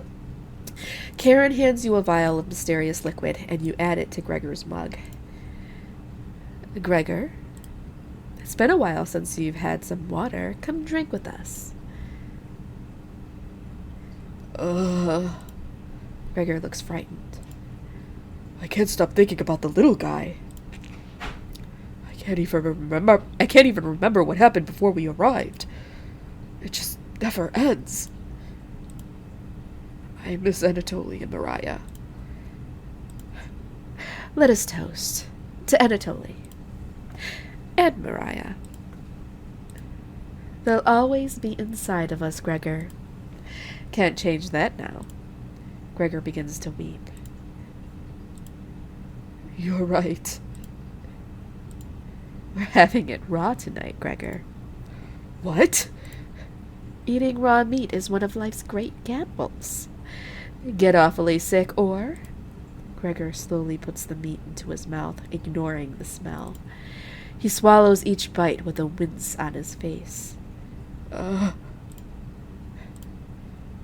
Trying not to get sick. I'll never forget the first time I met Anatoly. We were kids. I was chopping firewood outside the house. Anatoly brought over a butterfly net filled with them. He introduced himself and asked me if I wanted to hold one of the butterflies. I had never held one before. He told me not to crush it between my large paws. He did have miniature hands himself, so I get it. And Karen, what did you put in this water? Would you do anything to save your friends, Gregor? Of course. Gregor's eyes start to droop. What the hell was Karen's liquid? I think it'd be best to have an early bedtime tonight. Let me help you onto the couch, Gregor. Yeah. Thank you, Karen. Gregor passes out cold. Thank you. I'll do the rest. Even if he screams, please ignore Gregor when he wakes up. Okay? You don't want to interrupt Karen with this. This is like ridiculous. You leave her alone, going into the bedroom and crawling into the bed Anatoly slept in. You fall asleep almost instantly. Oh, shit.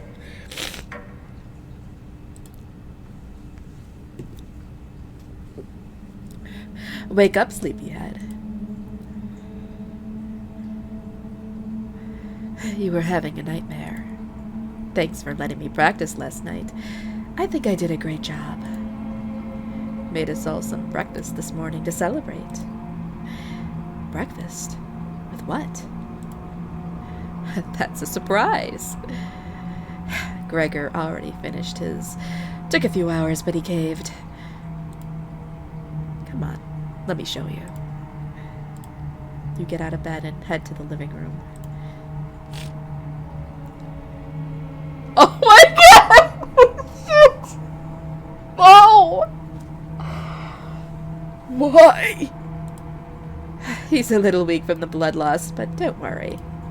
Bandaged him up like a field medic. What is it, Gregor? Where am I? God, you're stupid.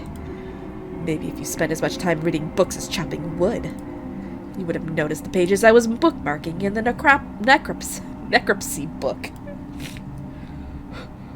What are you talking about? Do I have to spell it out for you? You can't swim. How are you supposed to help us out when you'd immediately drown? You'd sink like a log. What? I put some of your limbs away for safekeeping. That leg was pretty tasty, huh? Gregor goes pale. How's that for a big breakfast? And don't try to crawl away. If you leave this couch, I'll end you. I don't want any of it to go bad, so we'll have to eat that fresh arm when everything else is gone. Speaking of which, going to start cooking another chunk. I'll leave you two alone to chat.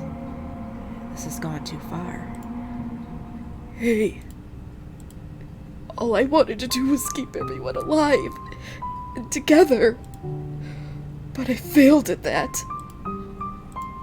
Are you disappointed in me?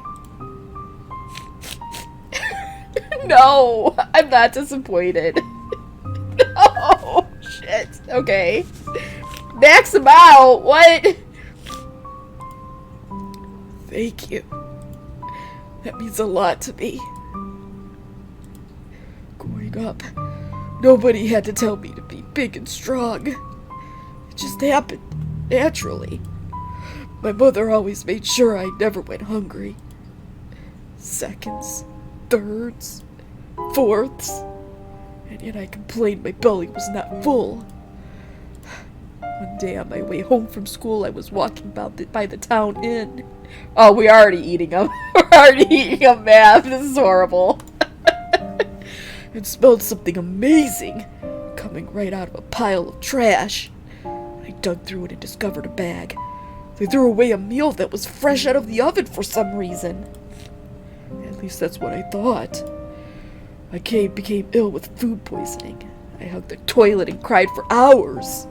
My mother rubbed my back and eventually carried me to bed. I learned nothing from that experience. Like everywhere else, I was just here for the food. I'll never get this foul taste out of my mouth. She's going to keep eating me. I'm sorry. Getting too lightheaded to hold a good conversation. She's going to torture me again. You know that, right? You nod. Gregor grows a little more pale. Can you cover me with a blanket? I've never been this cold. This cabin, it chills me to the bones. Or what's left of them. Please, consider it my dying wish.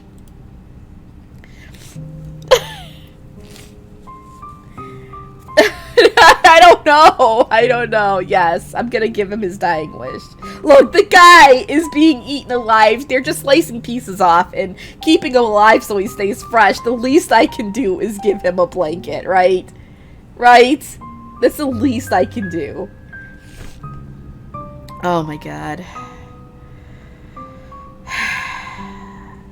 Fine. Thank you. Much warmer now. Watch out for that knife, okay? Gregor begins to look at peace.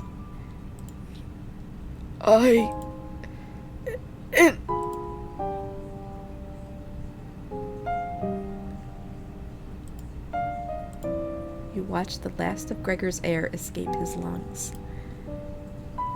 Oh, shit. What the hell do you think you're doing? You tell Karen that Gregor gave up. We could have kept him alive for another week. What's wrong with you?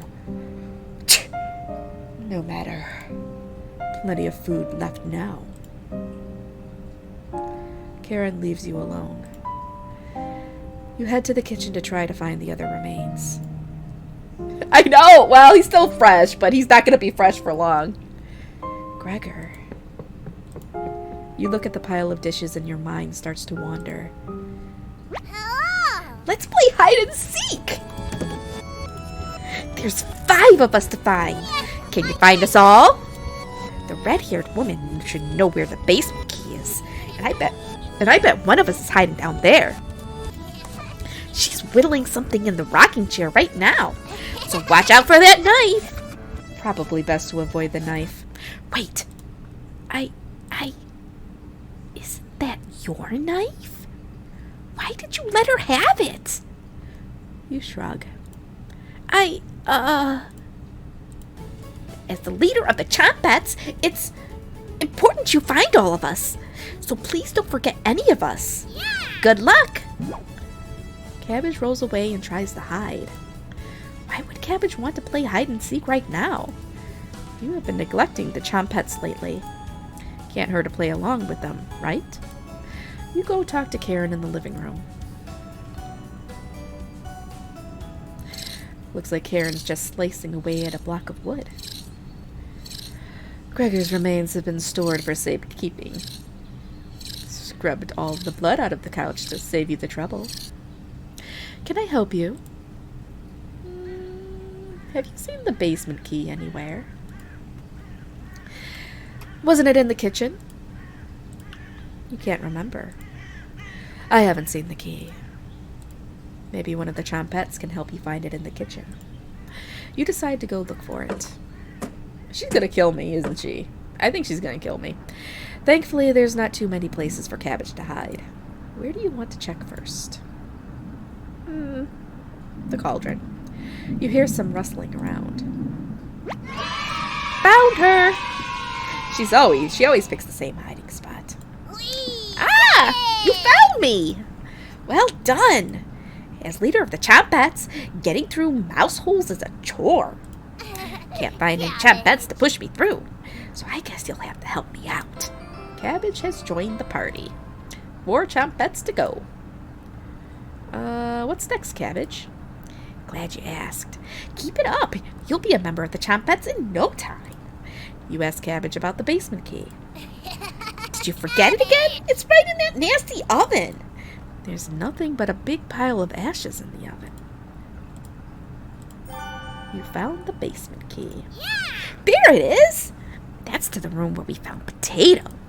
Check behind the cauldron for the other one. You got the basement entrance key. Let's go find Onion. He's hiding in the bedroom. She's making hide and seek far too easy. Chompettes! Find Onion!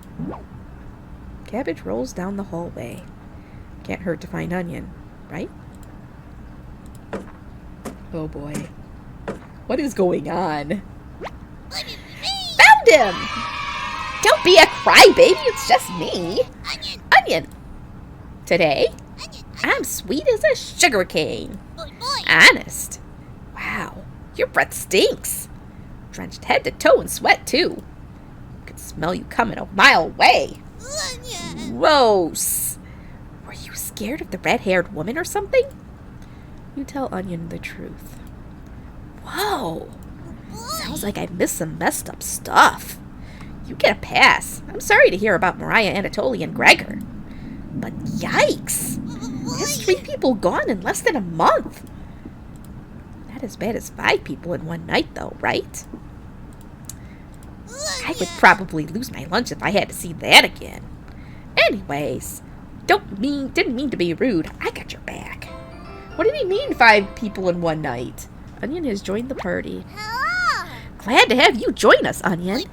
No problem. There's nothing else to do today. That's not true. I heard Bread making noise in the living room. You know how loud he can get. Bread? The one and only. Chompettes! Let's move out! Your party is quickly expanding. 3 Chompettes left. You're getting a terrible headache. And your face is feeling numb. And your legs aren't moving. Oh well. You do some timed breathing exercises for a few minutes. That seemed to help. You suddenly feel a second wind coming on. Time to get that bread. You proudly strut up to the living room, happy to be alive. Bread. You hear Bread come out of the mouse hole. He's taking his sweet time. Found me! Everyone's secretly favorite Chompette, Bread! Don't you loaf me! My cousin Cornbread taught me that one. Hey, he has hundreds. No, thousands of terrible puns. He's my role model. So, what do you need? You tell Bread about gathering the Chompettes together. That's a pretty crummy idea. Remember what happened last time? With Potato? I mean, we all chose to be in that drawer, but this?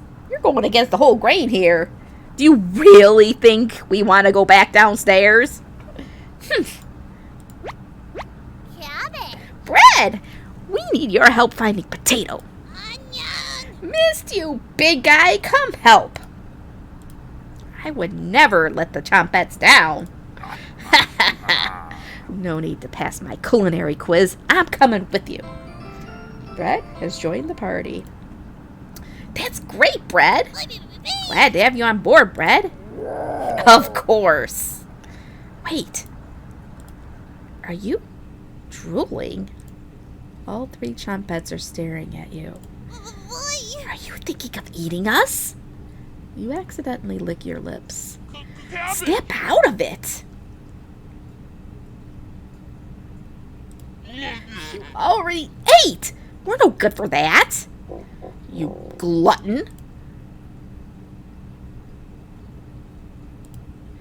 Did they pass out? Holy cow, get them up! So heavy!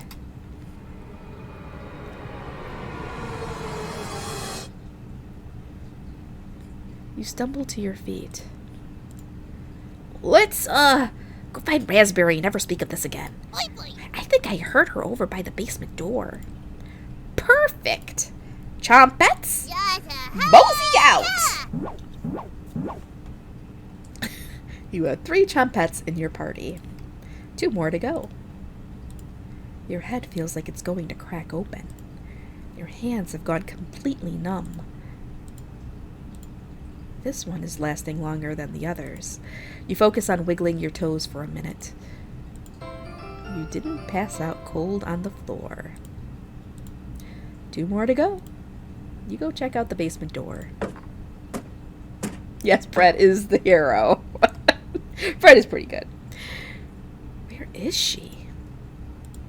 You feel a chill run up your spine. Goosebumps are all over your body. She's here. The birds outside turn silent. You could hear a pin drop. You can almost hear her breathing. You feel the sudden urge to scream. You can't sneak up on me! Don't ever try that again. Surprise! Found you, Raspberry! Oh, wow! It's very nice to see you, Cabbage! We wouldn't leave you behind, Raspberry. Boy, boy. Honest! We need your help finding Potato. Our combined Chompette detective skills says he's in the basement. Oh, yeah? Let's find Potato and get out of here. Raspberry has joined the party. 1 more to go. Don't worry, the basement is already unlocked. Oh, crap. The red-haired woman is coming over here. Chompettes! Let's hide out! All 4 Chompettes quickly escape. You pretend to be studying the basement door. You hear Karen creeping up behind you. Found you. You can see the knife out of the corner of Karen's dress. I don't know if I can wait any longer. Show me where you keep hiding the meat. Let's tear them apart, piece by piece. Just like Gregor. Karen looks like she's ready to bury the knife into you. What do? Oh boy. Oh boy! Oh no!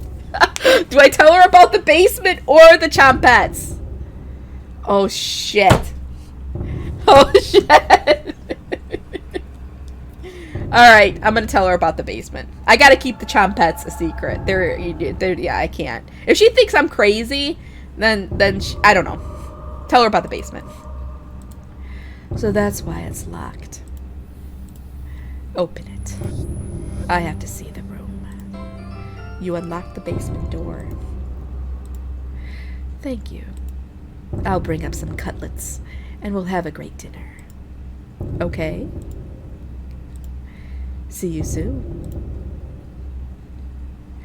Karen descends the staircase into darkness. You lock the basement door. Did you? Did you just lock the door? You block out the screams of rage and bargaining. Given enough time, they will end. You crawl into bed and go to sleep. Oh shit, I think we're eating Karen. Oh shit, I think we're eating her. You slept in today. The pounding has completely stopped. You really need to go to the bathroom. You decide to open your eyes. You must have walked into the bathroom last night. The glow of the candle is oddly comforting. The candle blew out, and the door is locked. You find a flashlight in the corner of the bathroom and turn it on. Tutorial: you're in the dark, but you're not alone. Click on objects around the bathroom to get more information or find hidden clues. Oh shit. If you're stuck, just wait a little bit to see the glint of objects to inspect around the bathroom. Just move around your cursor to search the room. Cabbage. Hello. Hello! Are you locked in the bathroom again? You tell her about the candle being blown out? Maybe you just need to try wiggling it a little bit. You unlock the bathroom door. Sometimes the simplest method is the best one. Now, if you can excuse me, I need to conduct the next secret Chompette meeting. Later! You quickly make your escape. That was fast. I got out of there pretty easy. Well, getting locked in the bathroom is enough excitement for one day. You get under the covers and quickly fall asleep.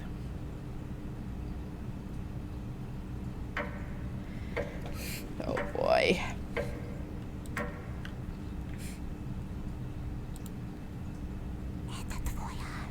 Wake up, sleepyhead.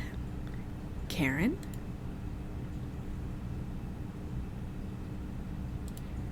Just your imagination again. Karen can't still be alive, right? Somebody's at the door. You grip the doorknob tightly, getting ready for what's next.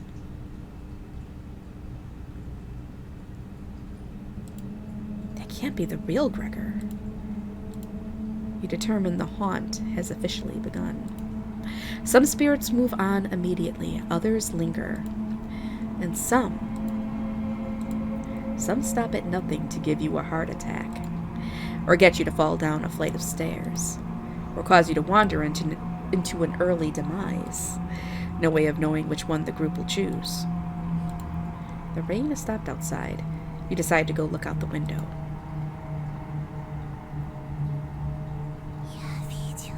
The floodwaters are completely gone. Karen would appreciate the good news, but not after locking her in the basement.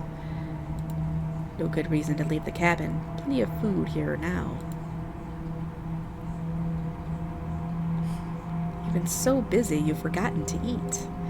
You head to the kitchen for a snack. Karen's hiding spot was too obvious. You take a few bites of meat. You lost more of your humanity. Not fresh enough. Oh well. You decide to crawl back into bed and get a little extra sleep.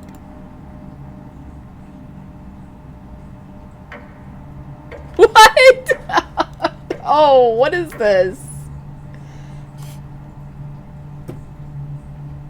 You have a strange dream. The clouds have parted, the rain has gone away. You wake in a cold sweat.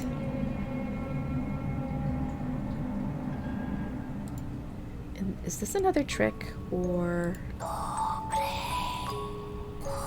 Good morning? She's still sticking around. You head to the kitchen to get breakfast.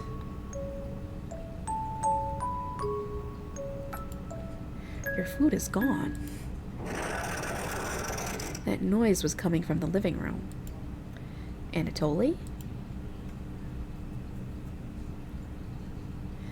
Nobody's here. Some deep scratches are dug into the wood by the couch. Something is approaching.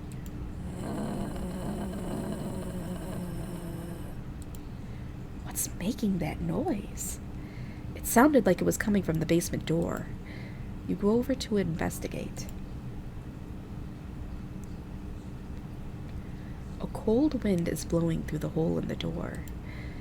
You get goosebumps all over your arms.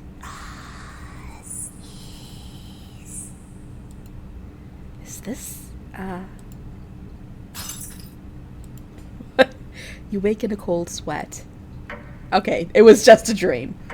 Woo! Just a dream. Simply al dente. Okay. It's raining again.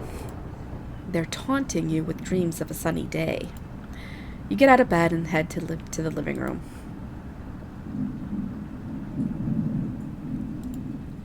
You can still smell Gregor here. Should you have intervened with Karen? It probably wouldn't have changed the outcome. It also might have led to your death.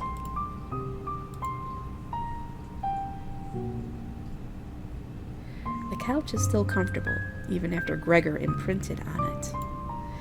You decide to take a nap, which quickly turns into a sleep.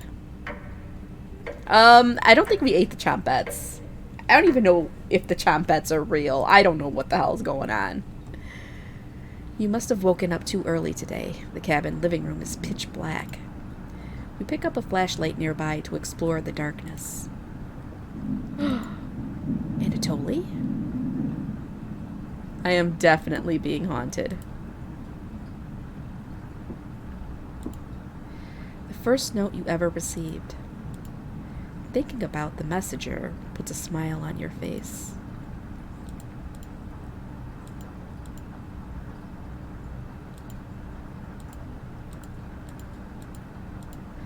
I don't know what I'm looking for. Oh. You notice a note sticking out from one of the books. I know you've been ignoring my other letters, so I am begging you. Please bring back my daughter safely, or I will need to get the others involved. I have left payments outside the door and will pay any price. Please, let her go. We don't have to involve anyone else. Take the mother note with you. You decide to lay back down on the couch to get the rest of your sleep. What?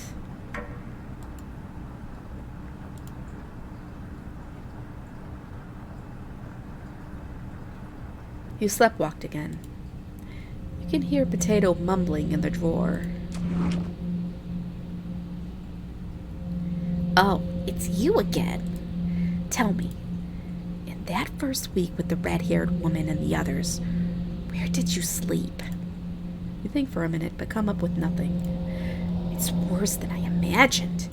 If I can be honest, it was truly horrific to witness. Still nothing? You would routinely collapse in the middle of the hallway, sleepwalking into walls, or worse, going down into the basement. I can't believe you haven't broken your neck on those stairs yet. You seem to survive almost anything. Do I have that right? Must be that addiction to meat. Or something else. Would you share that secret with me? I guess so. I might as well. You tell Potato the secret. Wow. Didn't think you'd be foolish enough to tell me. I'm living longer than expected already, but this is good information to take with me. Thank you. Is that the right thing to tell Potato? It's a delight to watch you fall apart. What does the red-haired woman have in store for you? You haven't thought about Karen in a while. How many days has she been down there? You do realize she's probably been feasting on the three. She'll be much stronger than the last time you saw her. Go downstairs. Put an end to this. Not for the chompettes, just for me. You head for the basement door. Yeah, I think I screwed up. Oh well. You quickly do the math in your head and determine Karen will be dead in the basement. It's been enough days, right? You open the door and prepare for the worst. It's just a staircase. Nothing to be scared of. You begin your descent. Something is approaching.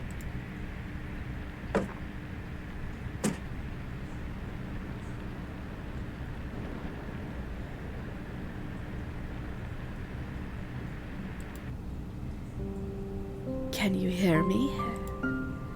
I've been down here the entire time. Oh wait, this is Mariah. Wait, she's alive? Can you hear me? I've been down here the entire time. It's so good to see you again. There's plenty of bread down here. Why aren't you saying anything? I'll never forgive you for what you did. You put Anatoly through hell. You desecrated my corpse. You gave them that disgusting hunger.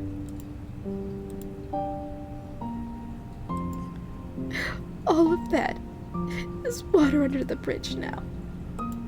Anatoly's down here. Come have some bread with us. They always try things like this. Their anger, concentrated near their grave, leads to tricks and traps. You're not falling for this one. Why aren't you listening to me? There's bread down here, loaves of it.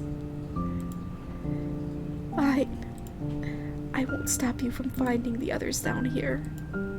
One piece of advice. Beware of Karen. She is ill beyond repair. Gregor will try to talk you out of reaching the room. Anatoly will try to talk you into leaving the cabin. And Karen will rip the flesh from your bones. We'll talk again. You feel Mariah leaving the staircase. You go deeper into the abyss. The walls down here, they're dirt and soot. Something is approaching.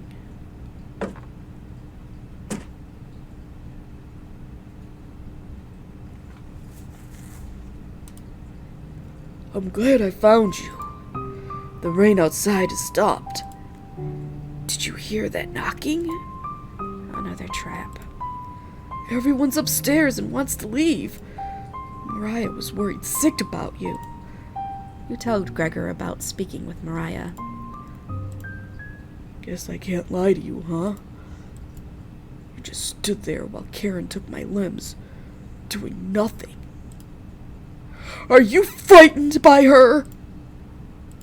Hell yeah. If you won't come upstairs with me, please turn on the light when you reach the room. I want to see the look on your face when that light bulb turns on. Can you do that for me? You nod. Thank you. Thanks for letting me lick the bowls clean. That was enough to keep him at bay. We'll meet again soon. Beware, Karen. You feel Gregor leaving the staircase. You descend deeper into the abyss. The air pressure down here feels greater. You're getting closer to Karen with each step. Something is approaching.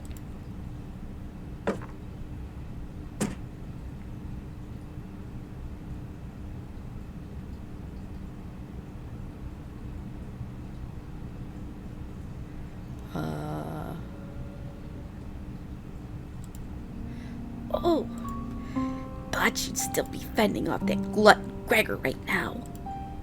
You tell Anatoly about meeting with Gregor. Oh, I was going to try and see if you wanted to pick onions with me. You shake your head. Guess there's no fooling you, huh? You survived this long, and now you'll need to fend off Karen. I can't tell if I'd rather have you or her sticking around down here. You ask Anatoly where Karen is. Oh, she's just below us, waiting to devour you. Oops. Karen's been practicing on her butchering again. Maybe she'll start with your arms. Down here, the whispers have told me about you. I can't even believe some of the things you've done. Worse than any war crime. So many whispers about those sorts of things. So many whispers down here. It ends at the bottom. Karen might be alive down here. But she won't be. See you again soon. You feel Anatoly leaving the staircase. You grit your teeth and keep going. Your feet finally hit solid ground in the basement. Something doesn't feel right. Look behind you. You feel around the wall blindly and locate the light switch. Hello! You come so far. Proud of you. Cabbage! As leader of the Chompettes, I want to let you know we have your back. No matter what happens down here, just call out to us and we'll be there.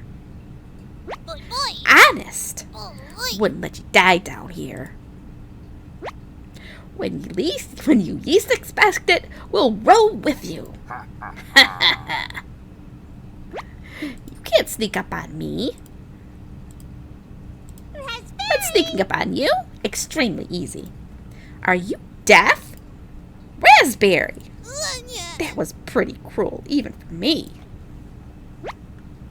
Your ears have so much dirt in them, they could probably grow potatoes.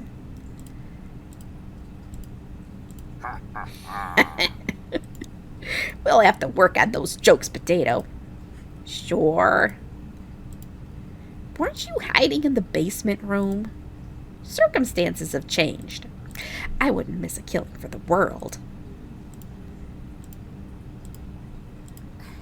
Just remember, down here, you can call on us. We'll help you out in a bind. And if you get lost down here later, please avoid the room where it happened. I can't speak for the others, but I'd like to forget what happened here there. I don't think we'll ever forget that, Potato. But thank you for coming along with us. Boy, boy! I wouldn't call it a change of heart, because you really never had one, Potato. You should have rotted down here, but I'm glad you're here to help. Wish I had a joke here, but what you did was no joking matter. That's enough. Chompettes, let's help out. The Chompettes get in position behind you, ready for what's next. You feel around the wall blindly and locate the light switch. Took you long enough. Let's end this. You should have kept the door locked. Oh shit, really? Chompettes, come on. Hey, as leader of the Chompettes, can't leave you hanging. All of us are ready to help you out here. I see you've ignored my warning to watch out for that knife. Please survive this fight. We want to play hide and seek again. Chompettes, help out! Cabbage has filled you with hope. You gained 5 hit points. Karen lunges at you. You started to bleed. Are you talking to yourself again? Karen laughs at you. Won't be burying you! You try throwing a punch. Karen easily dodges it. Looks like Karen is plotting her next attack.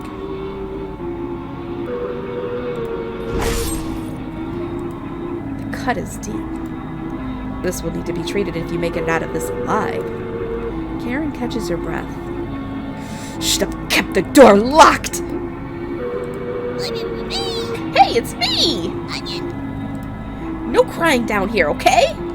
Let me look at those wounds! Onion! Blood?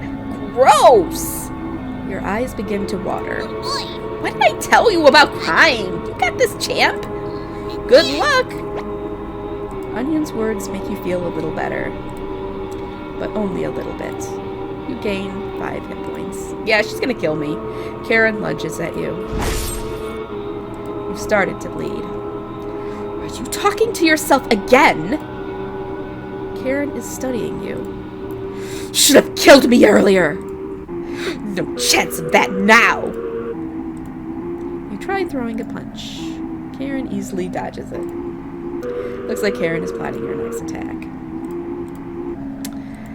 Karen takes a break to study you. A tear rolls down Karen's cheek. Should have never left Ukraine. I just don't know. I don't even know if I could win this. I don't really care who dies down here. You're both pretty awful. Good luck.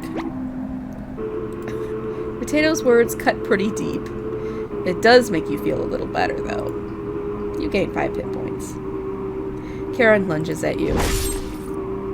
You started to bleed. Are you talking to yourself again? Yeah, you just said that like for the 3rd time. Karen licks her lips.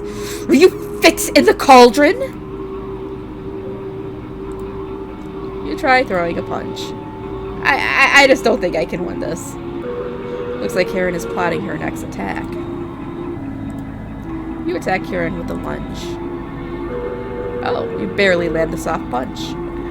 Should have kept the door locked. You attack Karen with a lunge. Oh, jeez. Karen lunges at you. You started to bleed. Karen laughs at you. Oh, saying the same shit over again. I'm secretly everyone's favorite chompette. Secretly? But I owe all of this to my cousin Cornbread. Raziel. You point out Raziel was one of Onion's relatives. Oh, it's getting harder and harder to recall any long-term memories. Is Onion my sibling? You shake your head. Oh, good luck. Red, you gained 5 hit points. This was an ideal time to talk to the Chompettes. Karen looks confused, though. It'd be best to watch out for that knife. You attack Karen with a lunge. You barely land the soft punch. Alright. I'm just gonna keep attacking. And dead. Dead. You've started to bleed. Going to eat those ears first! Karen tackles you to the ground, plunging the knife into you repeatedly. She devours your body on the floor of the basement. Your corpse lasts a week.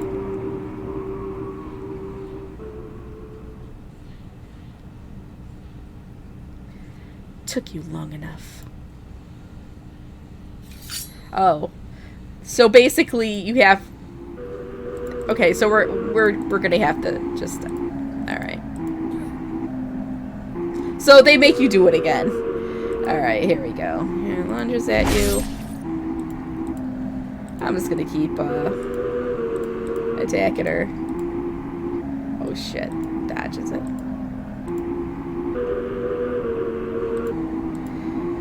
Oh great. Studying me. There we go.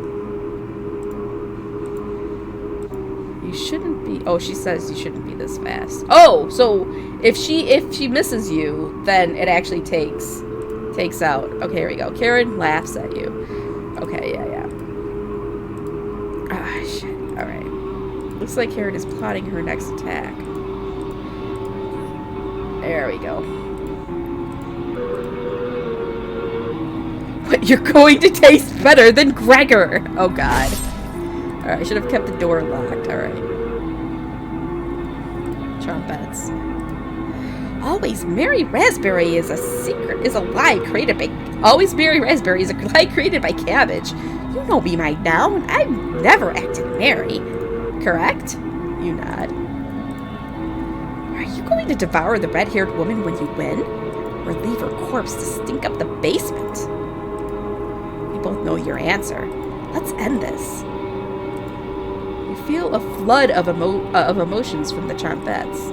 Anger, sadness, joy, determination. Your bones feel quicker, like your reflexes are improved. The Chompettes have imbued a second wind inside you. You get ready for Karen's next attack.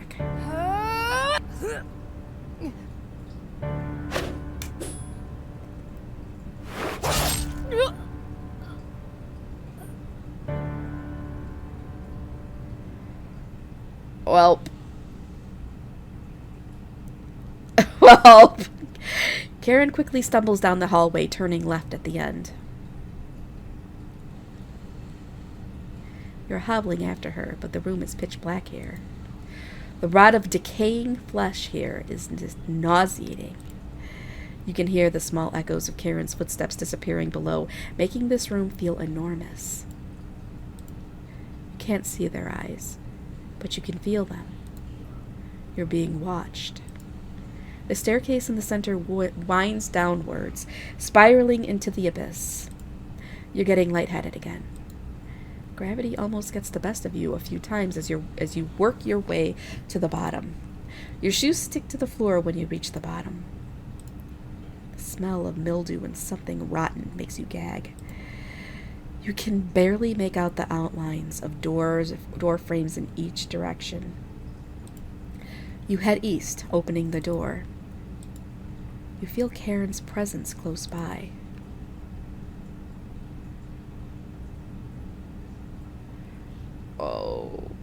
Okay. Back together again. Drowned and dissected. The Butcher of Hope is returned. Where's Karen? Lost in the abyss. Her rage blinds her. Ravenous. Completely ravenous. She will never be able to move on. Bound to this cabin by you. She will never escape. Those that die in the cabin are bound to different rules. Fleeing west did nothing. Victims will always gravitate to this cabin. Always find a way to you. You wretch. You abomination. You horror. Turn on the light and savor your inhumanity. Turn on the light. Turn on the light. Turn on the light. Reap what you have sown. Mariah? Anatoly? Gregor? Karen? I'll never forget you.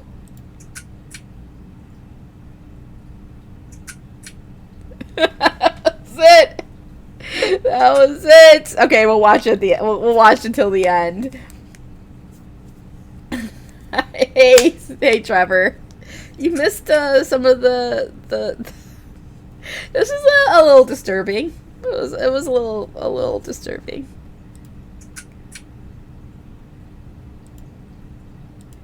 Come on, I gotta watch to the end.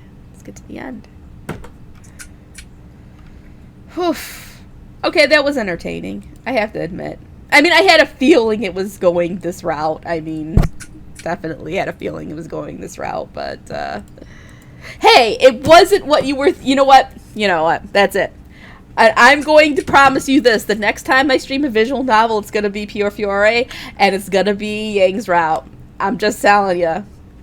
The next time I stream one. I don't know when that's going to be, but I'm just telling you. That is my promise to you. This wasn't Otome! My character was a guy! Well, at least it could have been a girl. But I don't know, in my head it was a guy, right? You know, Gabby, you'll probably like Pio Fiore. You will, because there's some shit that happens in that game that I think you'll find interesting. Not in 2067. No. But I've got to play some other stuff first. I've got to play some other stuff first. I'm still waiting for Rabbit Hole to officially get out of early access. I want to stream that really bad. And I did say I wanted to stream Yuri Silent Hill soon, too. So. Yeah, I know. I'm doing it just for shocks, though, Mav. Mostly. Mostly. You should. This was interesting. I had fun doing the voice acting and stuff, too, because I don't get to do that often. Well, I can do it a little bit in my Final Fantasy streams, but there are so many different characters, like, coming up with different voices becomes a little bit of a struggle. What one game? Debrel wanted what game? No, Trevor wanted me to play Shadow of Destiny again. Oh, and me. I think that's the one that has been requested, and I need to do that one too. play through that again, but ugh.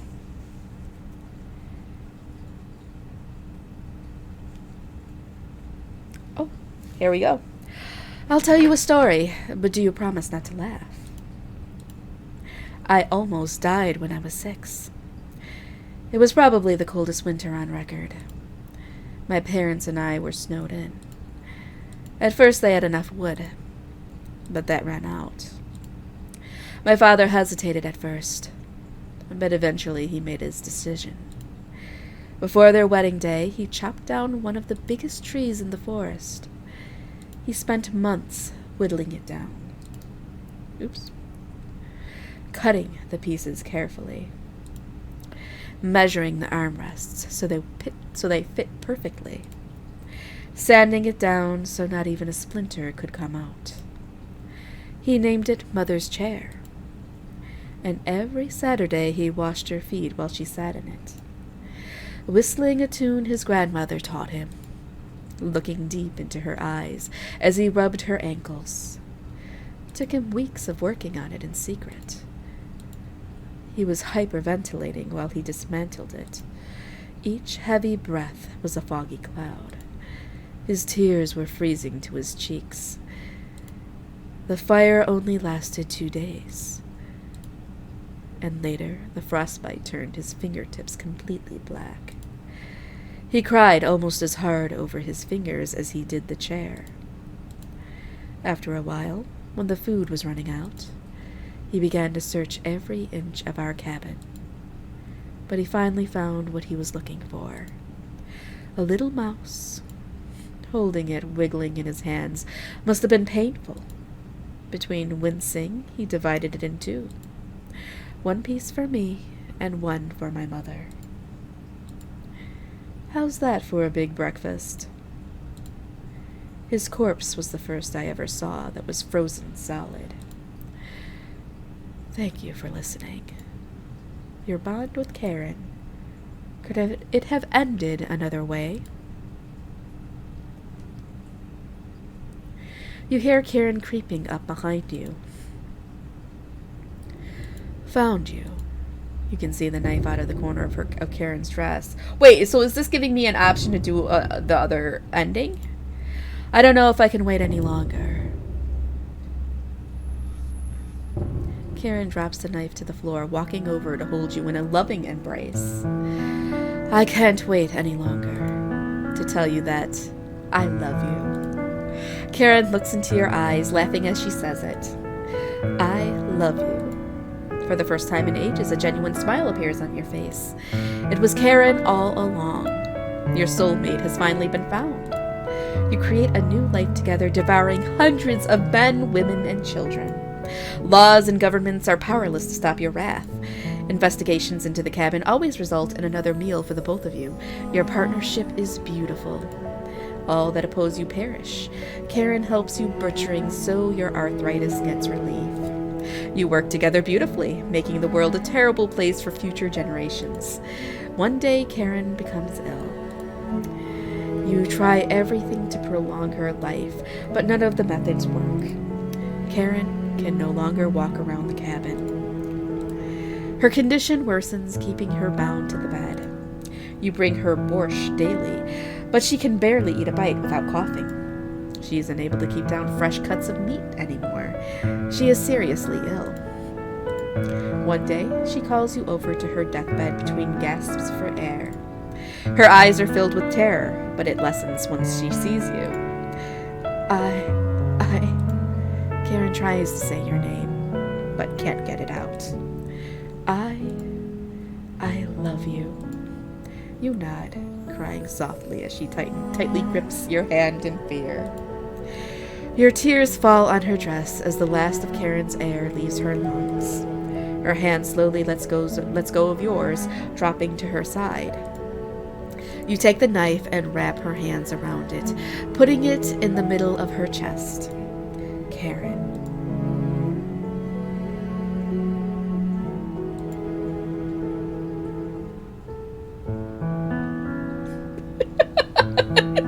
What is even happening? You were a true cooking companion.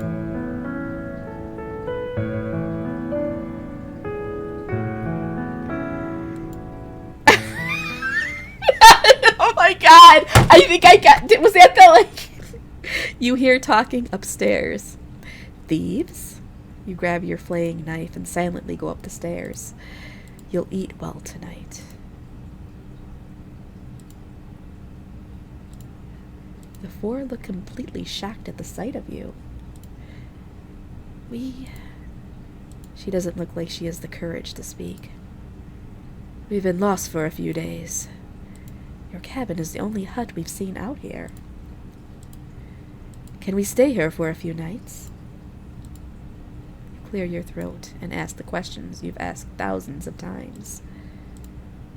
Did you come on your own free will, or were you sent? We were technically sent. Anatoly, we came on our own free will. The woman looks confidently in her answer, or looks confident. They answered incorrectly. You clear your throat again, coughing profusely. You may stay in my cabin until you're ready to leave. The group looks terrified of you, as they should be. Wasn't that trail steep? Yeah. The group finally returns to normal. It's forced, but they attempt to save face. That walk was brutal, but this cabin is amazing. Full kitchen, running water. It really has everything. Finally, a place I can read a good book in peace.